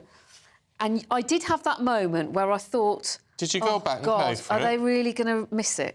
You know, should I? Yeah. And I do that thing where I think, if I'm not honest about this, karma. Yeah. So you went back. And I went back and I was honest. And they were very grateful. And I thought they'd say, "I'll keep it." But no, they didn't. No, don't do that. But it does also include 45% steal baked goods such as pasties, pastries, and bread rolls. Oh God. Yeah. 40% admit to stealing fruit or eating it in the store. I mean, is this being linked? I'm not excusing it at all, but is it being linked in any way to the cost of living? Well, yeah, no, it does say the top excuse was the cost of living crisis and other financial pressures, which, you know, would be the most common reason, I would think. But I don't know. Well, I don't know. I have some sympathy with that argument to an extent. But I think people are just going mad. I actually saw a shoplifter being stopped last week in my local Sainsbury's. Well, it's happened all the time. What were they trying to nick? It was a young fella built like an outhouse, you know, and he had a bag full of wine. Aye. They've become quite blatant. He can steal that. And honestly, code 10, and it was 2 older fellas and about 6 women all descended on him. Ooh. And they stopped him and they got it off him. Yeah. And he's like, nah, leave me alone. And he's just walked out the shop. Aye, that's what happened. What can you do? But they've got him on CCTV. I think it's a bit of an epidemic now. I mean, you see now in lots of supermarkets you have security now on the door, which these guys are probably not paid very well. Now, they're not surely expected to potentially put their life on the line. No, you know, honestly. Somebody's been shoplifting. So it's a major problem. I think people know they will get away with it these days. You know, like it's becoming less and less. You know, you know you're not going to get arrested unless you shoplifted from somewhere like Harrods or somewhere like that. But people know they'll get away with it. So people are much more brave if they think, oh, I want an orange or you know, a croissant for free, they're just going to go ahead, but it's not right. Although with the self-service tills, there's supermarkets now that won't let you out unless you've scanned your receipt. Oh, really? Really? I've seen that one. I've not seen that. That's in one of my local... Well, you live in a dodgy area. Why do you think I live there? Yeah. But, no, I mean, I just think you've got to be careful. I mean, I quite like the fact now that on the self-service tills, a lot of them have cameras on them. Yeah. And a little monitor so you can see that you're being monitored. The other one where it's easy to do it inadvertently is if you've got kids and you're going around the supermarket and you give them like a sweet or a cookie and they eat it and the empty packet and you put it in your trolley with good intentions to pay it and then you forget. You see, with the self-service, you should scan it and then let there is that, but if you're not doing the self... Yeah. I sound like I'm making an excuse for myself. Yeah, you do. No, well, look, I mean, accidental shoplifting or one thing, or a plastic bag or whatever, but it's when it's getting so brazen. Stephanie, let's pay tribute to really sad about Fred this. Elliott Yeah. from Coronation Street. The actor John Savedon died at the age of 86. 86, yes. His agent came out with a statement yesterday saying that he had passed away surrounded by his family. He was one of my favourite characters on Coronation Street. Iconic, larger than life, gregarious. Sometimes, you know, even hearing about his passing, I was like, I totally forget that he wasn't actually Fred Elliott because he embodied that character so well. And so a lot of his co-stars on Coronation Street have been paying tribute, including Sue Nichols, who played Audrey Roberts. And she said, "My memories of working with dear John on the street are a joy." Well, they had a bit of a thing, didn't they? Yeah, they did. They never got married. No, Audrey and Fred. He was unlucky in love, but again, he was just one of those iconic characters in Soapland, and it's so sad when these people go because you just think, actually, you made such a good imprint on a show like Coronation Street, and they do become a part of the family. They do, because you watched them so long. In the corner of your living room every other night, Well, everyone knows Fred Elliott and Ashley, don't they? Yeah.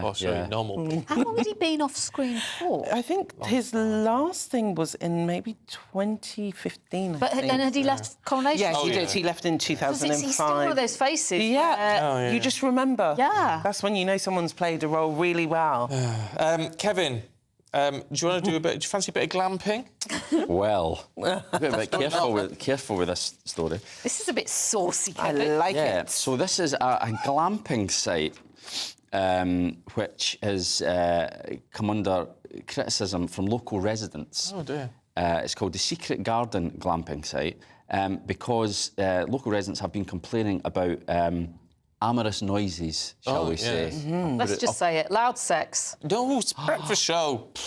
Well, it's just a fact of life. Yeah, my glasses are steaming up here.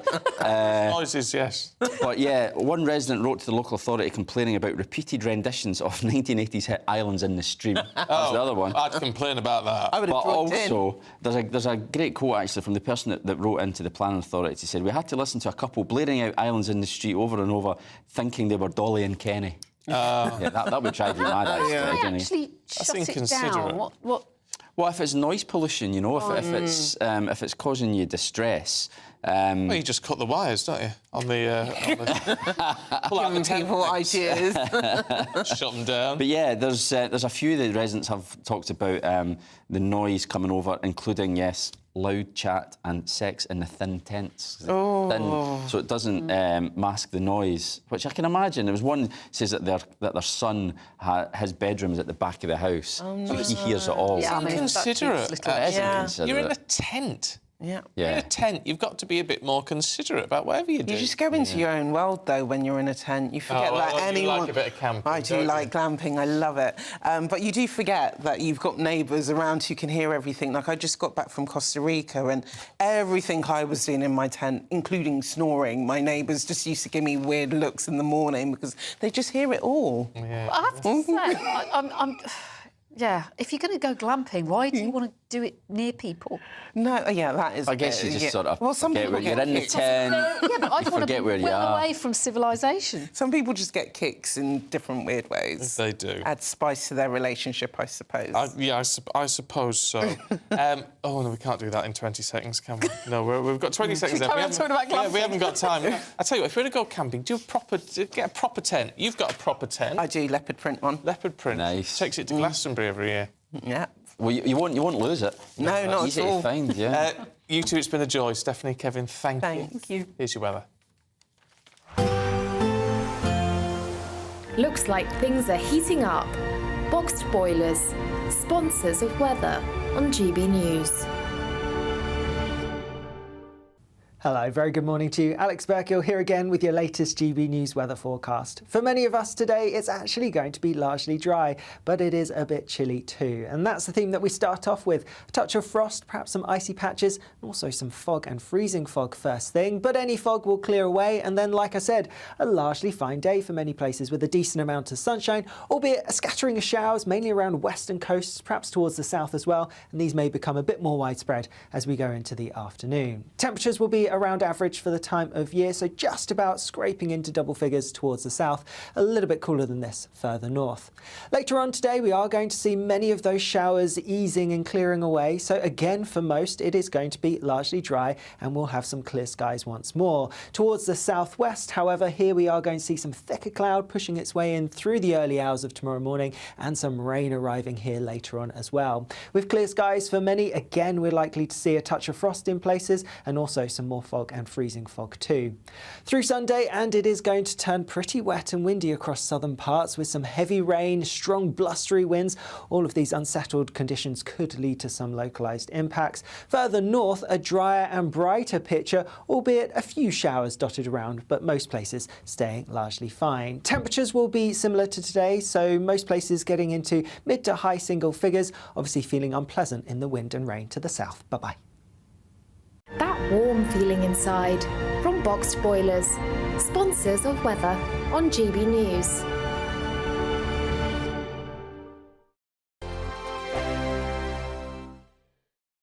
Wake up to the headlines with Headliners every morning at 5 a.m. We treat you to the day's biggest stories before anyone else, 7 days a week. You can catch up on everything you need to know before you've even had your kippers. Headliners every morning at 5 a.m. only on GB News, the People's Channel, Britain's news channel. Good afternoon, Britain. Good afternoon, Britain. Join us, Tom and Emily, To find out what's happening in the heart of Westminster. and why it matters to you. Weekdays from midday, we bring you the most compelling stories from across the United Kingdom. And from your doorstep to our inbox. That's right, we want to hear from you. GB News, Britain's news channel. Martin Daubney, weekdays from 3 p.m. You have a president in President Biden who's not enforcing the law that was passed by Congress. President Obama, criticize him or not, actually enforced the law and was deporting people that had crossed illegally. Of course, President Trump enforced the law and improved the law to make sure that and worked with Mexico to have the Remain in Mexico policy.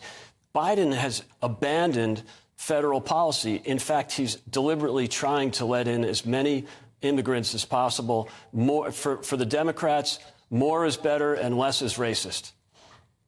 Just astonishing. And the statement that Greg Abbott put out is really feisty stuff. He said the federal government has broken the contract between the United States and the state of Texas. And the eye numbers, Greg, are simply eye-watering. 6 million illegal immigrants have crossed our southern border in just 3 years, Governor Abbott says. That's more than the population of 33 states in the United States. Astonishing numbers. And Martin, that's just Texas. If you add Arizona and other border states, you know, it's pushing 10 million. By the end of Biden's term, it'll be 11 million. A study by Yale University a few weeks ago, 3 very liberal professors that did the study estimate there's 22 million illegal aliens. So this is a crisis that was created by Biden. It's what he wants. They want unfettered access to the border. They're letting them in. It's a real hardship on the working people of Texas and other border states. And now it's a real hardship on cities that the federal government, as well as the governors of Texas and other states, are sending some of the migrants to those so-called sanctuary cities. Every Sunday from 11, join Michael Portillo. There will be topical discussion, looking at the week before and the week to come. So kick back and relax at 11 a.m. on Sundays on GB News with me, Michael Portillo. GB News, the People's Channel, Britain's news channel.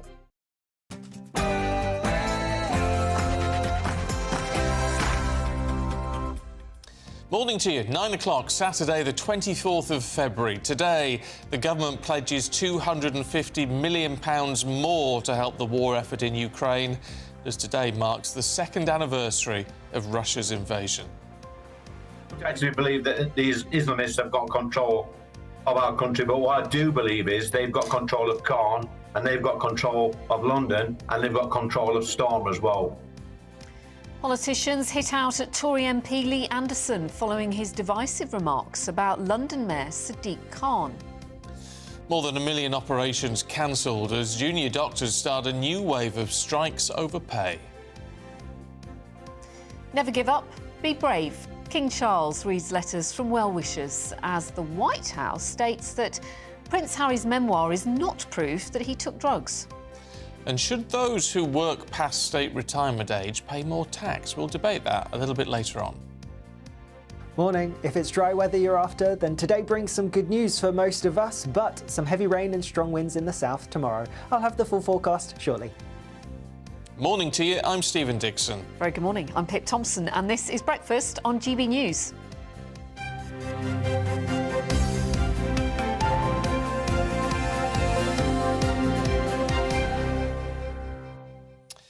Now, the government has pledged an additional £250 million to help the war effort in Ukraine, as today marks the second anniversary of Russia's illegal invasion, which, of course, prompted thousands of men and women to enlist to defend their country.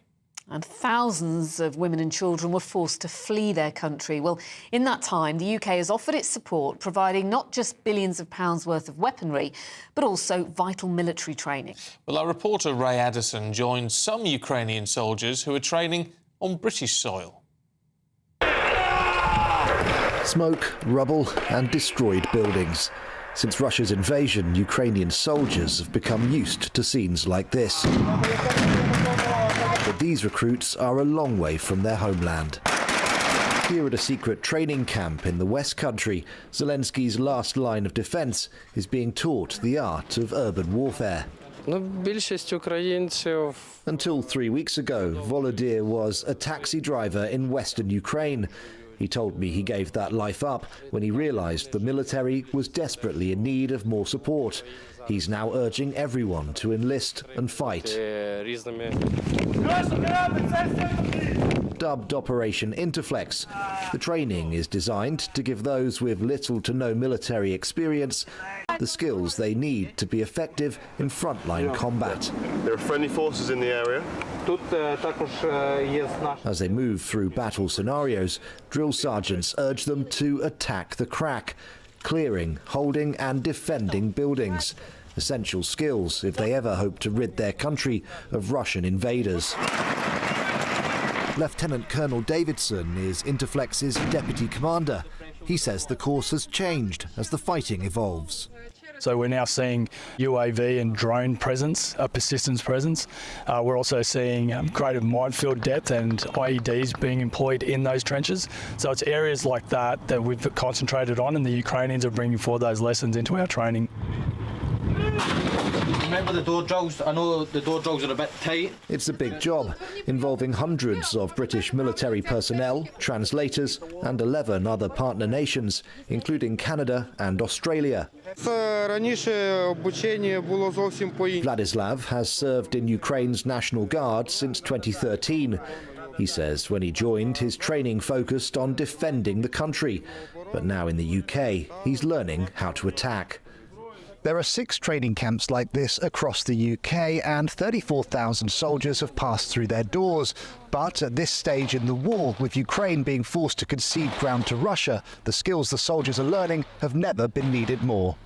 The Ministry of Defence says that after the US, the UK is the second largest military to donate to Ukraine, providing more than £4.6 billion since the war began, and was the first country to donate Western main battle tanks. It's hoped that these munitions, handled by soldiers with British military training, will one day stop the Russian invasion. Ray Addison, GB News. Well, let's talk to Defence Secretary Grant Shapps. Minister, good to see you, as always. An additional £250 million, what is that going to achieve? How does that fall into the totals that we're sending out there? Yeah, so actually the total is now £7.1 billion pledged to them from the United Kingdom. 250 million on ammunition. This is a package which will help to provide some of the artillery that's required, particularly on the front line, where Russia has really boosted their production levels. So it's massively important now that we stop Putin. It's going to cost us more if he came further, not least, of course, being terrible for our Ukrainian friends, but it would also be disastrous for the rest of the West. And this money is designed, in this particular package today on the 2nd anniversary, is designed to help our Ukrainian friends fight him back. But it is just one very small part of our overall package. And in that film you were just showing, I should point out we've now trained 60,000 Ukrainian troops in this country going back from before the main war started. We can be incredibly proud of what we've done. No country, as President Zelensky said to me, has done more for Ukraine than the United Kingdom. And that may be true, but how long can this financial support be sustained, Mr. Shapps? Because the war's entering its 3rd year now. There is no end in sight. Well, I mean, on the very first day, so 2 years ago today, I went to a Cobra meeting, and then I phoned up my opposite number, a minister called Kubrakov, and he was standing in a field. Actually, it was a Zoom like this, and he was standing in a field outside Kyiv, fully expecting, perhaps in the next couple of days, the Russian army to enter the capital. And here we are entering the 3rd year, and that hasn't happened. You ask how long? I'm afraid the answer has to be as long as it takes. Can you imagine what would happen if we allowed the West, the civilized world, allow Putin to walk into his democratic neighbor like Ukraine, take that over, and who here thinks that he would stop there, that he wouldn't carry on invading other countries? We've seen all of this in Europe before, and we've also seen in the last week just how callous and ruthless Putin is. He murders his opponents in cold blood. The guy cannot be allowed to do this to the world, and that's why we're going to have to stand by Ukraine for as long as it takes. By the way, we also saw what happened with our energy prices. It's actually in our interests to do this as well as being the right thing to do. I mean, I know we've got to be careful about some of the details, but do we have a wider strategy here? Because, I mean, we're talking to an expert yesterday who said it's not just Putin who seems to be an immovable force, but there's even concern now that actually he may almost just be the puppet of the people behind him. Yeah, there's got to be something besides military action going on, hasn't there, if we want to change things?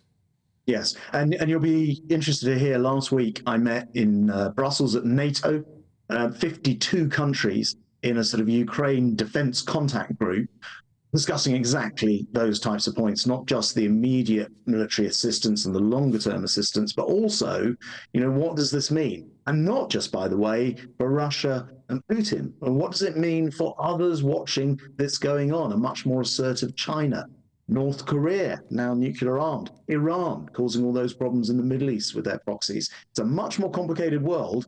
One of the reasons why we think it's so important to show that we don't just get bored and walk away because this has been going on for 2 years, and we'll be there right from the beginning and right through to the end. It's just interesting that you mentioned Russia, Iran, China, North Korea. I mean, Liz Truss, former Prime Minister, has been speaking at CPAC in the States, which is, you know, a sort of pretty hard right-wing demographic, if you like. She said we enabled Putin by not taking action early enough, but she also described Russia, Iran and China as our enemies. And I wonder what you make of that rhetoric, if it's helpful or not.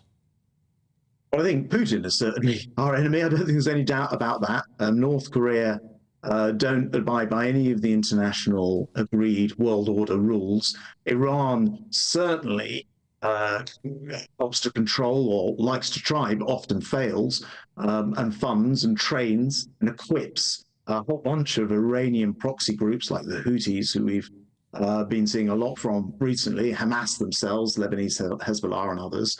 And so that's all certainly true.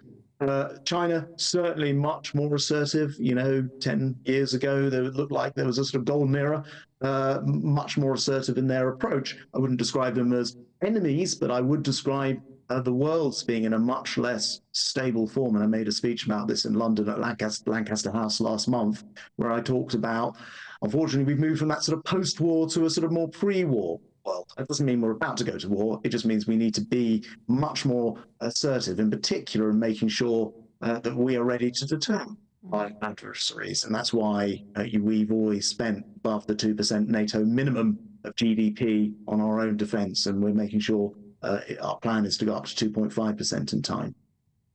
And another of your colleagues is making the headlines this morning, Mr. Shapps, Lee Anderson, saying that the London Mayor Sadiq Khan has given our capital away to Islamists. Is that the sort of language that you would use? And do you condemn that language? Yeah, forgive me, because I've been on talking about Ukraine this morning. I've only heard about that. I believe he made the comments to GB News, and I've heard about it from 1 or 2 other broadcasters, but I'm not all over the detail. But I think to answer your question, I wouldn't use that language. I think this is probably born out of a frustration that we've seen now, months of protests in London, and all too often, as we saw this week, where racist words were projected onto the side of Parliament. There is a sense that sometimes these things just aren't being gripped to the extent that they should do in London. But no, I wouldn't use those words. I have many complaints about Sadiq Khan. I think he's a terrible mayor for London, but those are not words that I would personally use. I mean, he also levelled some of that at Sir Keir Starmer in the wake of what happened on Wednesday night. Which is interesting because it's very hard for us as punters, as people who don't understand what happens in the House of Commons and all those procedures, to work out exactly what happened on Wednesday night. Is there a sense, do you have a sense that Sir Keir Starmer did anything wrong? Was he pressuring the Speaker? Was he cowing to the obeying mob, as some people have called it, with the protests outside? Or was he just doing what any leader of the opposition would do? Well, look, I think that what happened the other night was a bad day for Parliament, or a bad night for Parliament, quite obviously. I thought that to not follow the procedure, which is always you have these opposition days. It happened to be an SNP one. The idea that you can suddenly turn that into a Labour opposition day is also complete nonsense. That has not been done before. And I think that it feels to me like inappropriate pressure was put on the Speaker, who eventually bent to pressure. And he ended up essentially doing a political favour to Keir Starmer and the Labour Party, when actually we cannot let what is going on outside, the shouts and the screens and all the rest of it, stop us from having a proper legitimate debate inside.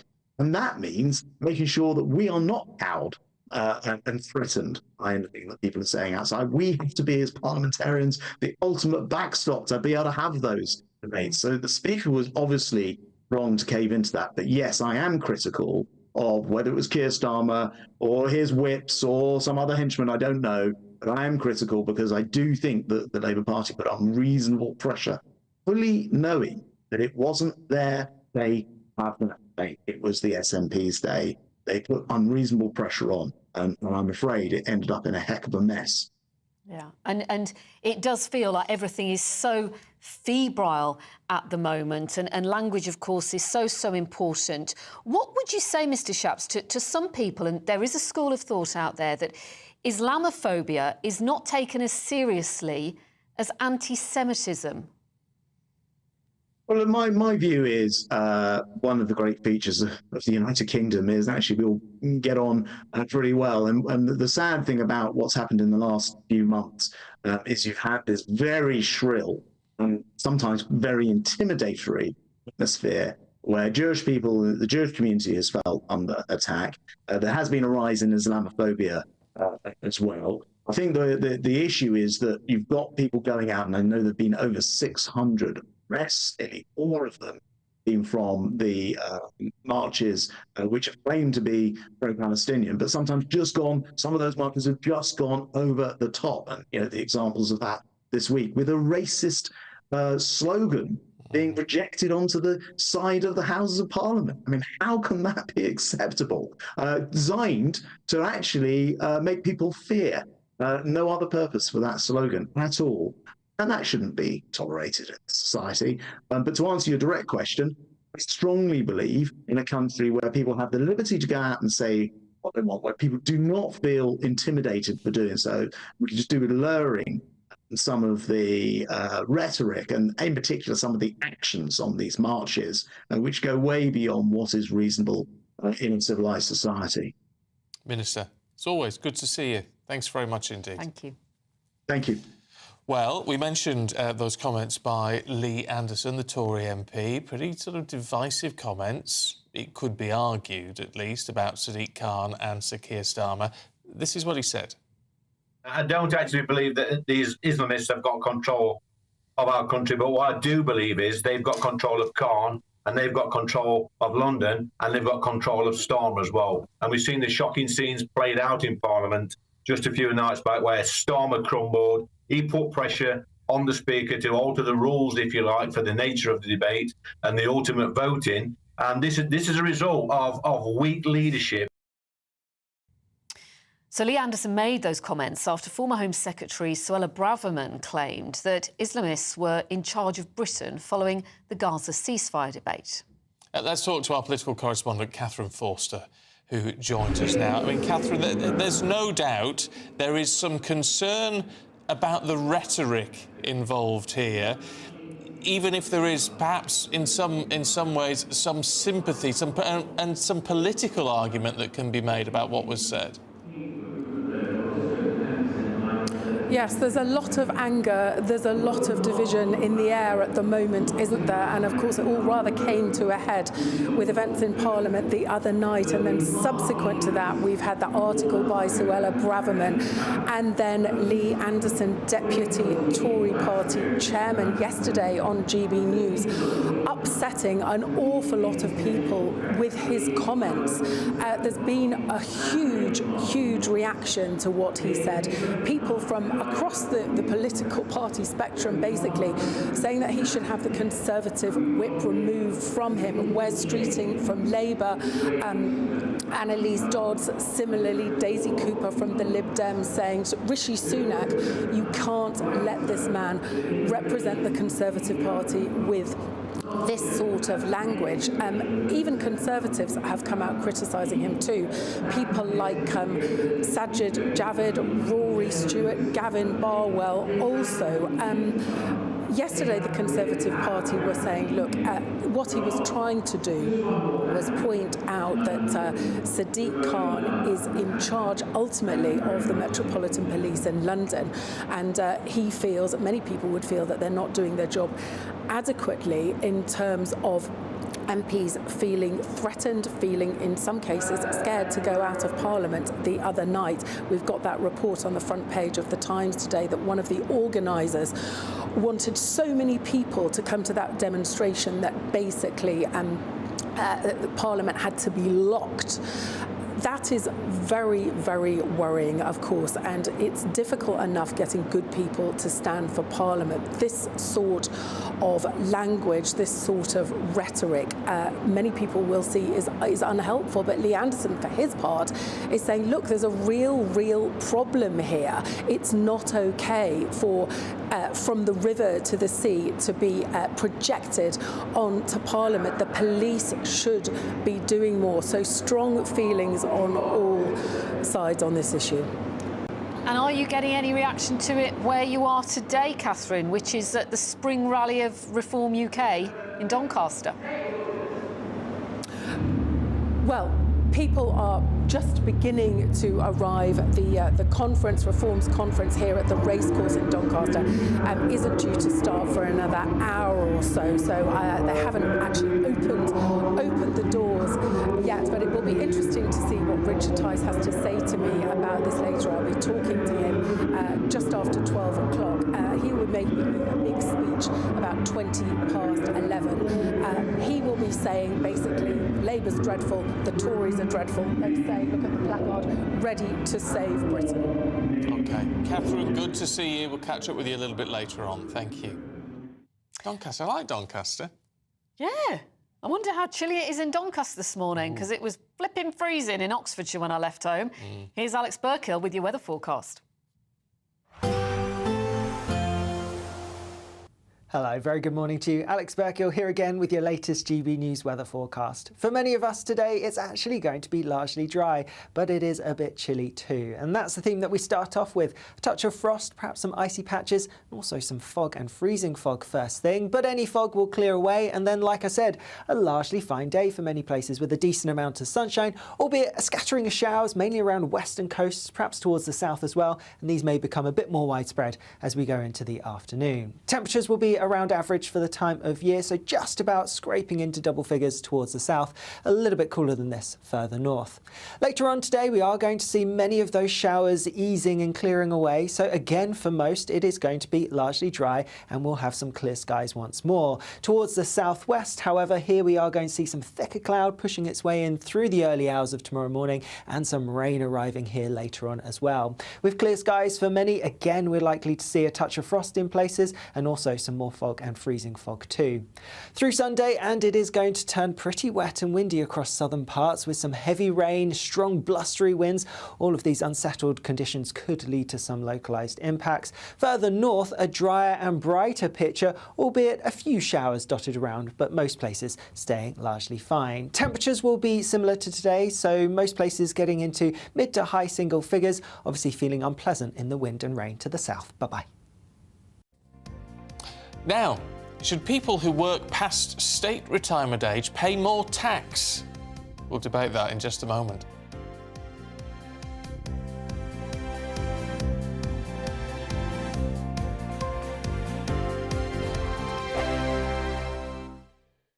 Tired of the usual focus-tested, pre-prepared Westminster runaround? Well, so am I. So you want higher taxes? Is your department to blame for this? Are you rethinking this policy? Every Sunday at 9:30, I'll be sitting down with those in power to get the truth about the issues affecting you. Let's be honest, we've known about the cost pressures of this project for years, not months. That's the Camilla Tominey Show, a politics show with personality. On GB News, the People's Channel, Britain's news channel.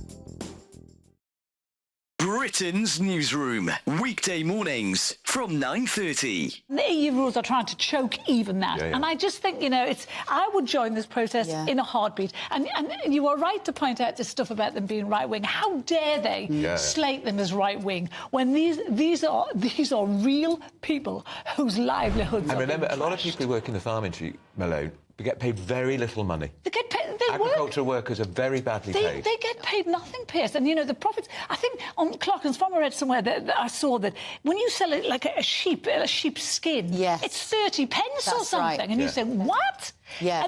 And so you wonder how they can manage that. And I think after a year, Clarkson made a handful of pounds. He made like 90 quid profit or something. In a whole year working. But Carol makes a really good point, though, doesn't she, Nikki, about this idea that we go to the supermarkets, we shop there, we eat our food, we don't often give it a thing.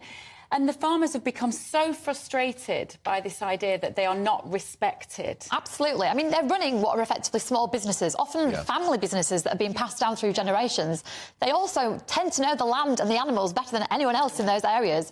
You know, I'm all for green protests, you know, I'm all for climate change activism, but actually The only way you can do that is gradually. It's exactly what we've seen with Port Talbot. You know, you can't just go in and say, you're not going to do it anymore this way. You've got to do it this way instead. The Tata Steel thing. Yes, exactly. You've got to do it this way instead. You know, lots of farmers are on board with protecting the planet, but they can't do it overnight. You've got to give them time. So they're protesting, you know, they're saying no farmers, no food. When well, you it say can't you get any more support obvious. some of these environmental protests, you're not one of these closet supporters of Just Stop Oil, are you? I'm not a closet supporter. I think I've been quite open about Just Stop Oil. No. I don't like all their methods, but I do like the message. But I do appreciate the message. Yeah, but sometimes you've got to do difficult things. What they're asking for now, those protesters, are unrealistic. What these protesters are asking for is not unrealistic. No. 2024, a battleground year. The year the nation decides. As the parties gear up their campaigns for the next general election. Who will be left standing when the British people make one of the biggest decisions of their lives? Who will rise? And who will fall? Let's find out together. For every moment, the highs, the lows, the twists and turns. We'll be with you for every step of this journey. In 2024, GB News is Britain's election channel.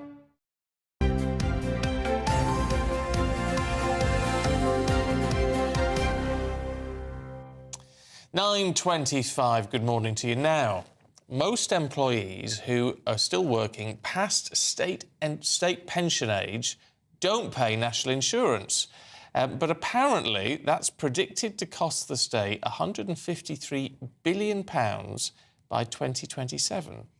Now more people are working past state retirement age. We're debating whether pensioners should make national insurance contributions. Ooh, well, let's talk to Director of Research at the Adam Smith Institute, Maxwell Marlowe, and Life Transformation Specialist Nicola Howard, who are both here. Good to see you both this morning. Maxwell, what do you think? Good morning. Well, the case is very clear. As you just said, we don't tax pensioners who work past their state pension age. We're losing out a lot of money. And let's not forget that we're all in this together. You know, I'm young, I pay my tax, and I pay it just the same as everyone else should. But you know, older people who work, they you know, also take up quite a lot of resources on the NHS and social care, to the point where our ageing society is going to cost us about 3.1% more every single year. Going on forever, essentially. So it's really important because, as I said, we are all in this together. The state pensioners, people who work past the state pension age, pay the same tax as everybody else. Why is Maxwell wrong, Nicola? He's saying, you know, it needs to be distributed more fairly here. I wouldn't necessarily say he's wrong, but it does seem to be a very blunt sword. The people he's talking about have paid in their entire lives. It is not their fault that, unfortunately, there are more people at that end of the spectrum now than there are younger people. And whilst I do think it is fair that a worker pays tax, I don't believe it is fair to make them pay more, especially when their pensions are also taxed. They're being taxed on money that they've already saved and been paid in for. So whilst I agree to a certain extent that taxation is appropriate, especially given that national insurance doesn't actually do the job it's supposed to do anymore, it's just part of general taxation, I think that the whole thing actually needs to be more scrutinised. Yeah, I just wonder, and because a lot of people are going to be thinking it, Maxwell, I have to say, are you just trying to sort of feather your own nest? As a young man, it makes it easier for you when you get older if people are paying in further on in life. Well, I'm not going to get a state pension age. Well, I'm not actually going to get a state pension, I should say. It is a Ponzi scheme. You say you've paid in your whole life. Actually, the way in which the transfer works in the Treasury is that I am paying for current expenditure on state pension. There is no special pot. And unfortunately, we've decided to believe this for the past 60 years. By the time I reach state pension age, there will not be a state pension. It will be too expensive. It will cost hundreds and hundreds of billions of pounds, and we'll just have to cut it and get away with it. So I'm not feathering my own nest. I'm currently paying for the current state pension payouts. I just think it's fair that, given that pensioners are the wealthiest people in society, they are 8.1 times wealthier on average than the average person at the age of 30, that they pay for their own way. Well, I mean, there is an argument, Nicola, to say, look, if you are working, you know, you're pulling in that extra income and you're going to have to pay national insurance. If you don't want to pay it, don't work. Well, whilst I would agree that that is appropriate, if national insurance actually paid for national insurance, it paid for our social care, it paid for our pensions and it paid for our benefits, I would 100% agree, but it doesn't. And the social contract of that particular pot has been broken, and where Maxwell was saying that it's no longer fundable, well, why on earth are we not investing money to be able to build a pot of money that pays out rather than having the mechanism we have right now, which is people younger pay for people that is older? That doesn't feel right to me at all. But in a way, I wonder, Nicola, if you shoot yourself in the foot slightly with that, because ultimately, of course, that national insurance is paying for pensions and things, isn't it? It's just, if it's all coming out of the big pot, then that's what you're contributing to. But it is no longer ring-fenced. That's what... No, it's not ring-fenced, no. But it should be. The whole idea of national insurance is to pay for the things that we need to be insured of as a nation. And if we are not doing that, we had to have the social health levy, whatever it was called, to pay extra because national insurance wasn't doing the job. But rather than actually make national insurance do what it should be doing, purportedly, they just added an extra thing on to ring-fence. And I find that mismanagement, to put it mildly. What about the fact, Nicola, that we're told that the financial burden on young people is far greater than it was 20-odd years ago? Things have changed. Again, I can't disagree with that. Things have changed. There are, at the moment, society is top-heavy. It's not just a problem for the United Kingdom, it's a problem for the whole world. There are more older people than there are younger people. This is what's called an intersectional problem. There are more than one thing we need to do to resolve this, but I personally would say that we need to look at this in a different way, not just say, oh yes, just slap taxes on. Because, as I say, I agree, workers working pay taxes. I don't disagree with that statement. But when the taxation is not being leveraged appropriately to provide the services people need, as a taxpayer and a 53, I take massive exception to that. Maxwell, if national insurance was brought in on people working beyond state pension age, would that recoup or balance out this supposed £153 billion shortfall by 2027? It could do. We'd have to take it into the case that people respond to tax incentives by trying to avoid the tax. Payroll taxes are very hard to avoid, but you could just choose not to work, and that could be a real problem. Let's be completely fair about this. We want older people to work. We do have shortages on labour, and it's important for older people to go out and socialise and contribute back to the economy and broaden their social lives. It's really, really important. So it could do, but we need to use a dynamic model to work out those numbers. And I don't think that's been done in this case. They've used a static model, which is fine. But, I really do believe that it's important and fair that this tax is levied, or else we're going to have a serious budget deficit going well into the future. OK. Maxwell Marlowe, Nicola Howard, thank you both very much indeed. I do not know what I think about this. I do not know. I've got friends who are working beyond that. I hadn't really even thought they didn't pay national insurance. Stop, because I want to levy it on. From an emotional point of view, I look at, say, my parents and I think, no, they shouldn't have to because they worked hard all their life. But then someone like Maxwell pops up and I think, oh, yeah, there is a logic to what he's saying. Yes, he's working on the logic. I sort of want to say, well, I'll interview you again, Maxwell, when you're 65 and see what you think then about, older people paying more tax. We all change our tune, so that's the thing. So I don't know. If you've got a view, gbviews@gbnews.com. Would love to hear from you today. British Airways.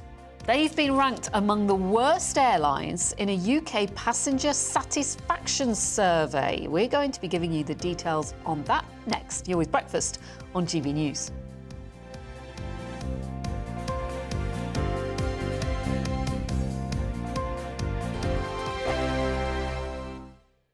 When the news happens, it happens here. And really important breaking news. Breaking news this morning. On TV, radio and online, the news starts here on Britain's Newsroom. All the biggest stories and the answers that you need from across the UK and beyond. Join Britain's Newsroom from 9:30 on GB News. The People's Channel, Britain's news channel.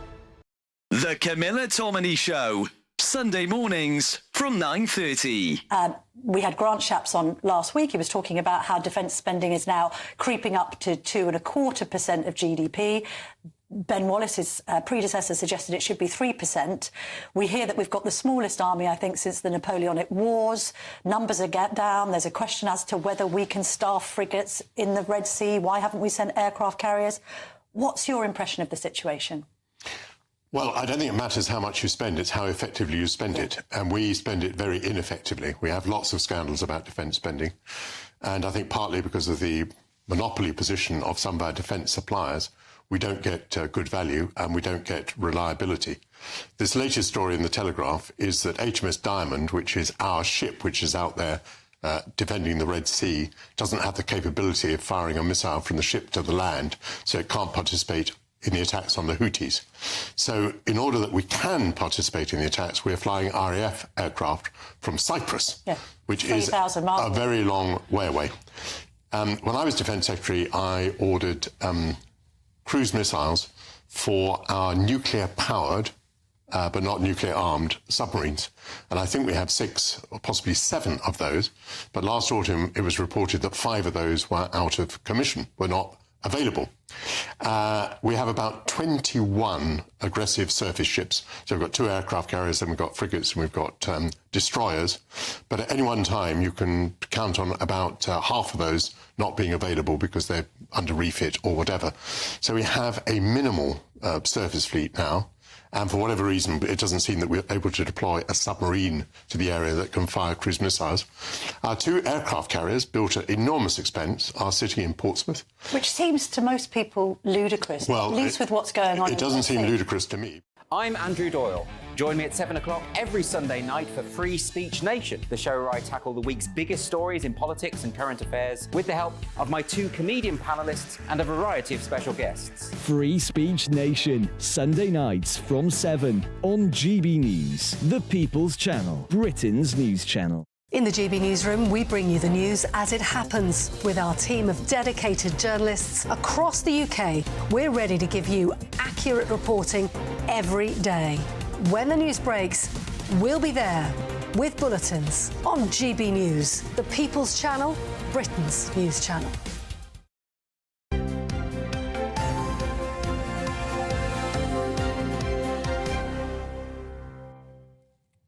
Welcome back. Now, have you been on a plane recently? Because you might be interested to hear that British Airways has been ranked among the worst airlines in a UK passenger satisfaction survey. The airline's customer score for long-haul flights was the 3rd lowest out of 17 carriers. Well, they've responded saying, we always work hard to get our customers where they need to be on time, and we apologise for any disruption that they've faced. Well, that makes it all better then, doesn't it? Let's talk to the Independent's travel editor, travel guru, Simon Calder. Good to see you. It's been ages, Simon. What do you make of all of this? Well, let's put this survey in context. So it's nearly 11,000 readers of Which magazine, who I think have possibly different standards to you and I. Anyway, this was also a survey from October 2022, when we're still coming out of COVID and loads of cancellations going on, till September 2023. And a large part of this is the number of cancellations. And frankly, British Airways, EasyJet and other airlines completely lost the plot for a time. Anyway, they've also asked their lovely readers what they think of things. And, well, yeah, British Airways is 3rd from bottom after Air Canada and Lufthansa in the long haul. And it's among the bottom 5 in the short-haul category, along with Iberia and Vueling, which are its sister airlines. But below them, Ryanair, and below Ryanair is Wizz Air. So I'm afraid, Wizz Air, 2nd year in this unfortunate position. And people... Does anyone care, in the sense that Ryanair's hardly losing flights, is it?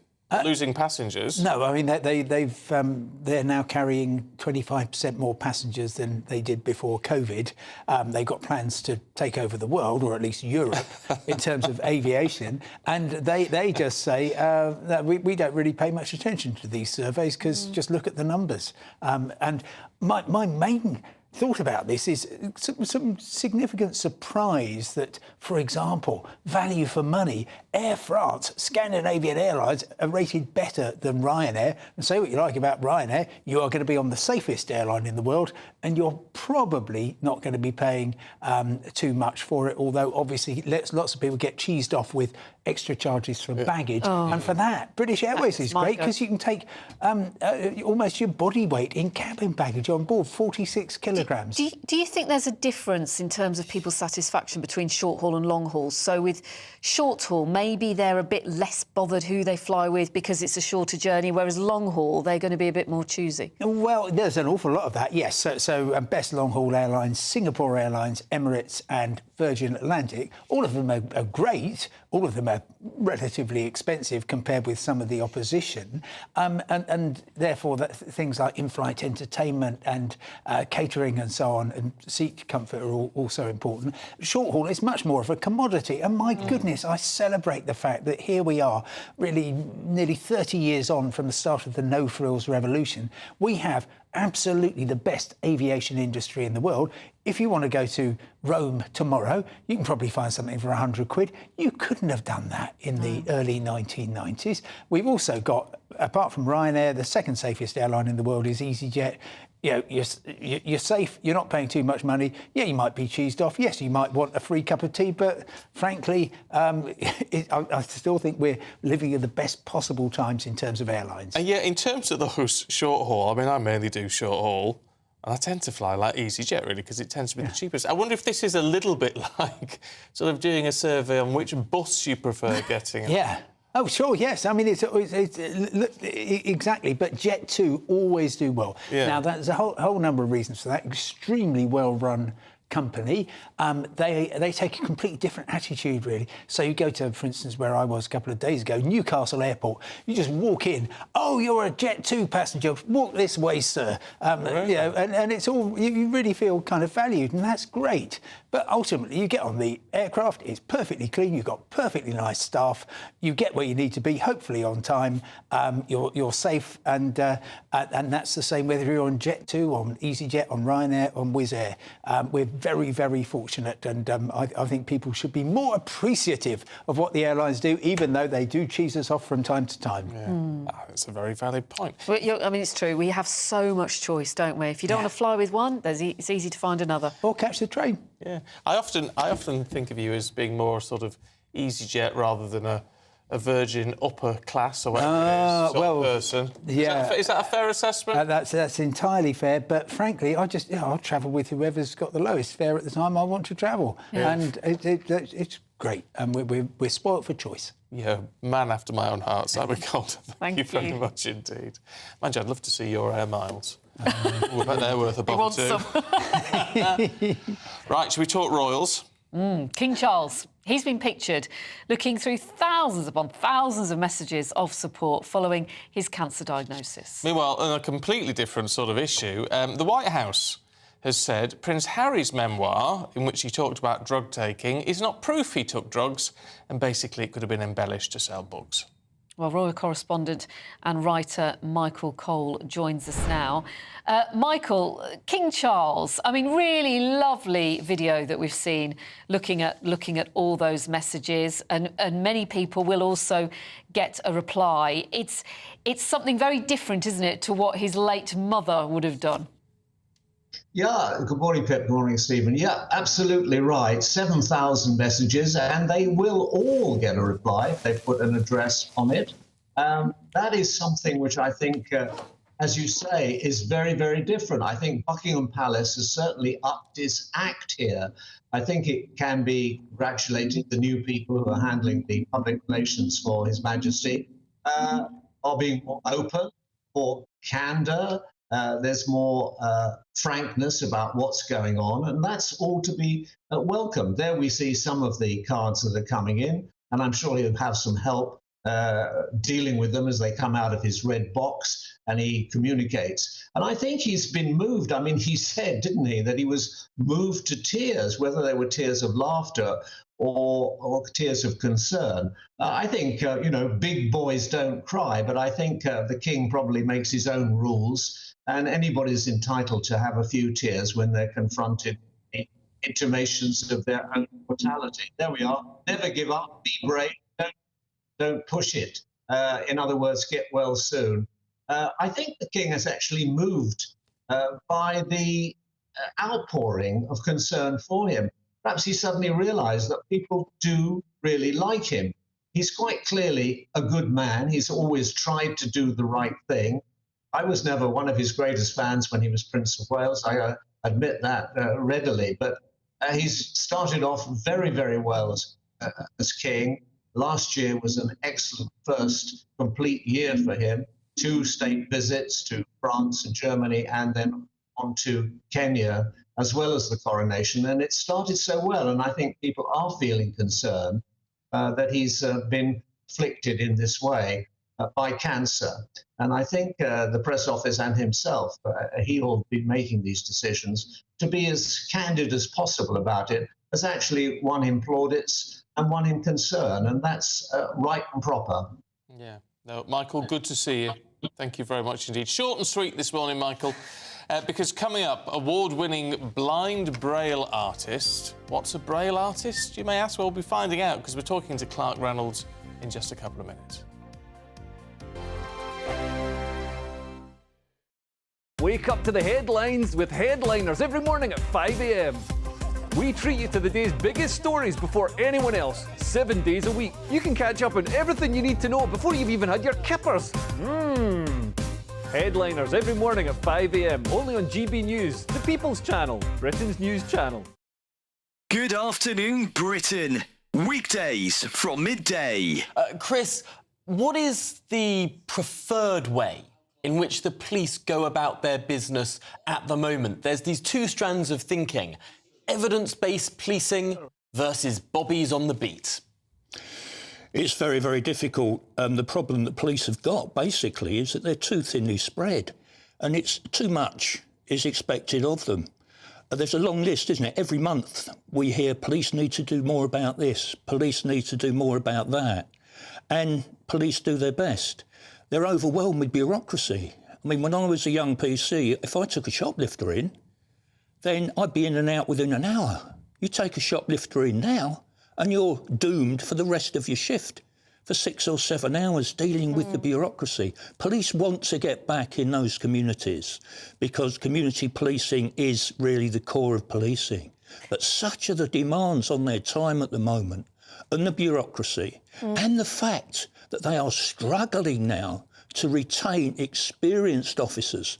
People are hemorrhaging out of the police, and new recruits coming in haven't got that experience, and there's a good chance they may not stay anyway. So there's all sorts of problems. And for the Home Secretary to glibly say he wants more done, frankly, clearly shows he's got no understanding of the pressure police are under, and of course the constant criticism that they face across the board. Very rarely do you actually hear of police officers getting praised for acts of bravery or acts of compassion. So there's a problem with morale in the police force, and clearly a problem with the Home Secretary, who needs to get out there and talk to officers on the front line who frankly are struggling. And last night, of course, was a graphic example.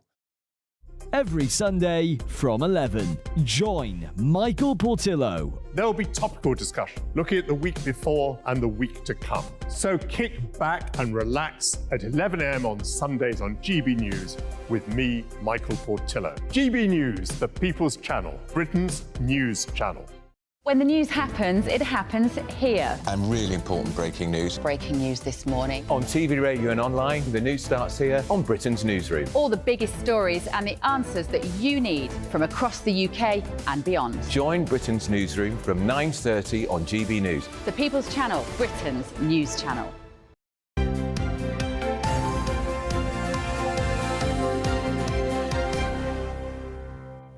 9:47 now.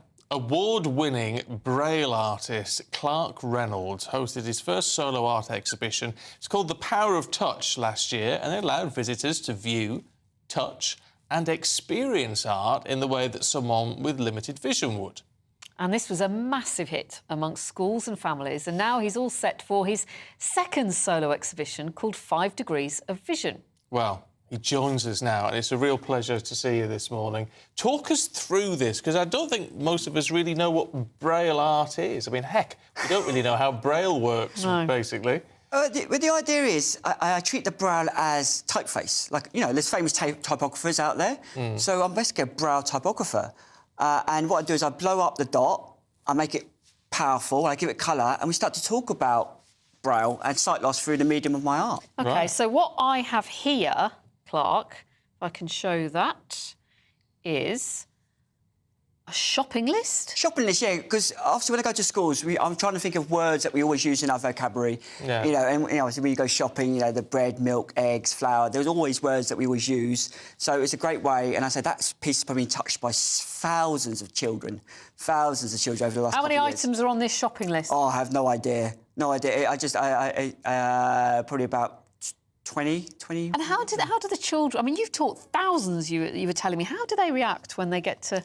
They love it because children, they're sponges, they absorb the information really quickly. You know, you're touching it right now and you're trying to understand it. And then the idea is I give Braille colour because I want to make Braille inclusive. So it's not just about the visually impaired community, it's about everyone.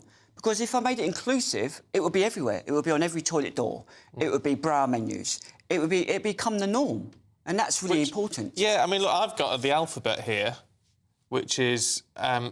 which actually is really interesting because you can see what you're touching and work out what, you know what the letter is that way.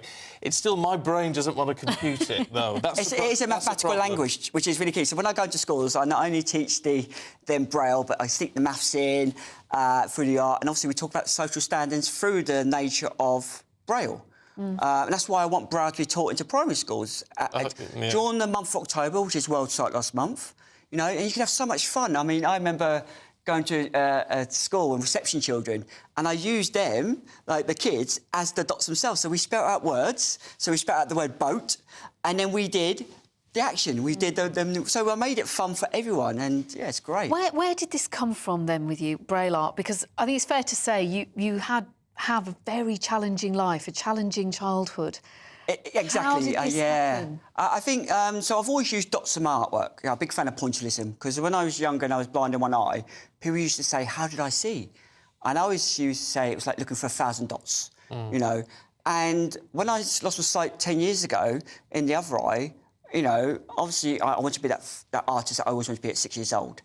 And then someone gave me a Perkins Braille typewriter, and I learnt Braille instantly, and it was like, it's just a pattern. And why can't this be an art form? You know, and then I was exploring it for colour. And like I said, it's a way of telling stories. You know, my new exhibition, The 5 Degrees of Vision, at the Grove Gallery, is not just the coloured dots. I've created Pac-Man, Space Invaders and Tetris in Braille, but it tells stories of my life about how I'm perceived in the social world. You know, unfortunately, apparently, as a blind artist, it's a hobby. This is a hobby, apparently. Really? Yeah, this way, yeah. Why is it classed as that, then? That's ridiculous. It's really weird. In the creative industry, it's really frowned upon, the word disability in the creative sector. Now, I was an artist before I lost my sight. You know, I got my degrees and stuff. But because I lost my sight, what do? Oh, I do art. Oh, is it nice you've got a hobby? That's the attitude. Yeah. And, you know, I strive to be a blue chip artist. I strive to be as big as Damien Hirst and Tracy Edmonds of this world. Because why not? I have those ambitions. Yeah, well, exactly why. And I wonder if partly because people, if you're listening on the radio, you won't know this. If you're on the telly, you will. You've got a bright red suit on now. So in the clips we were showing then, you were wearing this bright yellow suit. But you're clearly someone who wants to stand out. And I wonder if we don't see enough blind people in society in that way. It's true. Yeah. You've hit the nail on the head. You know, these platforms, these shows I'm on, give me the ability to reach out to schools. Schools find out about me and they email me, and, you know, I go off to the schools, which is great. But also, what is sight loss? What is sight loss in the creative industry? I always say we don't, the sports industry, so disabled athletes, we don't look upon them as disabled athletes anymore. We see them as athletes in their own right because of the nature of the exposure. Now, that's what I want. I want us to take that and bring it into the creative industry. So, likes of blind artists, cameramen, editors, poets, we get the recognition for what we do in society. And you must inspire so many other people. I think so. It's great. I get emails from all around the world, and what's great is people are starting to use me as part of their national curriculum. Yeah. Which is interesting. I've got a class named after me in a school in London. Oh, I still have to pinch myself because it's just bizarre. It's... and I'm off to America next month to do my first international solo show. Again, working with visually impaired children and autistic children. I really want to empower them to be... I want to be the first. Someone's got to be the first to do something.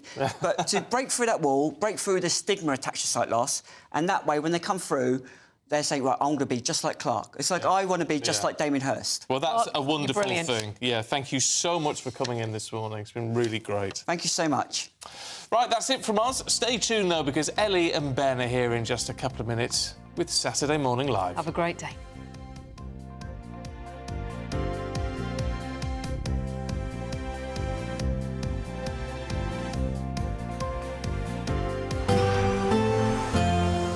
A brighter outlook with Box Solar, sponsors of weather on GB News.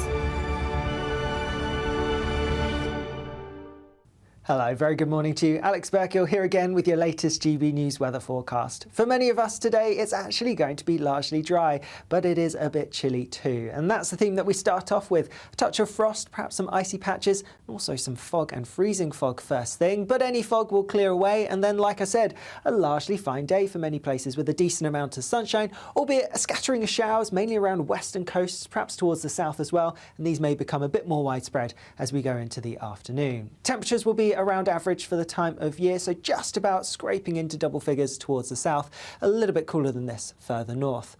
Later on today, we are going to see many of those showers easing and clearing away, so again, for most, it is going to be largely dry and we'll have some clear skies once more. Towards the southwest, however, here we are going to see some thicker cloud pushing its way in through the early hours of tomorrow morning and some rain arriving here later on as well. With clear skies for many, again, we're likely to see a touch of frost in places and also some more fog and freezing fog too. Through Sunday, and it is going to turn pretty wet and windy across southern parts with some heavy rain, strong blustery winds. All of these unsettled conditions could lead to some localised impacts. Further north, a drier and brighter picture, albeit a few showers dotted around, but most places staying largely fine. Temperatures will be similar to today, so most places getting into mid to high single figures, obviously feeling unpleasant in the wind and rain to the south. Bye-bye. Looks like things are heating up. Boxed Boilers, sponsors of weather on GB News. I think the most exciting bit for me is talking to people. People who I think are ignored often by the major news channels.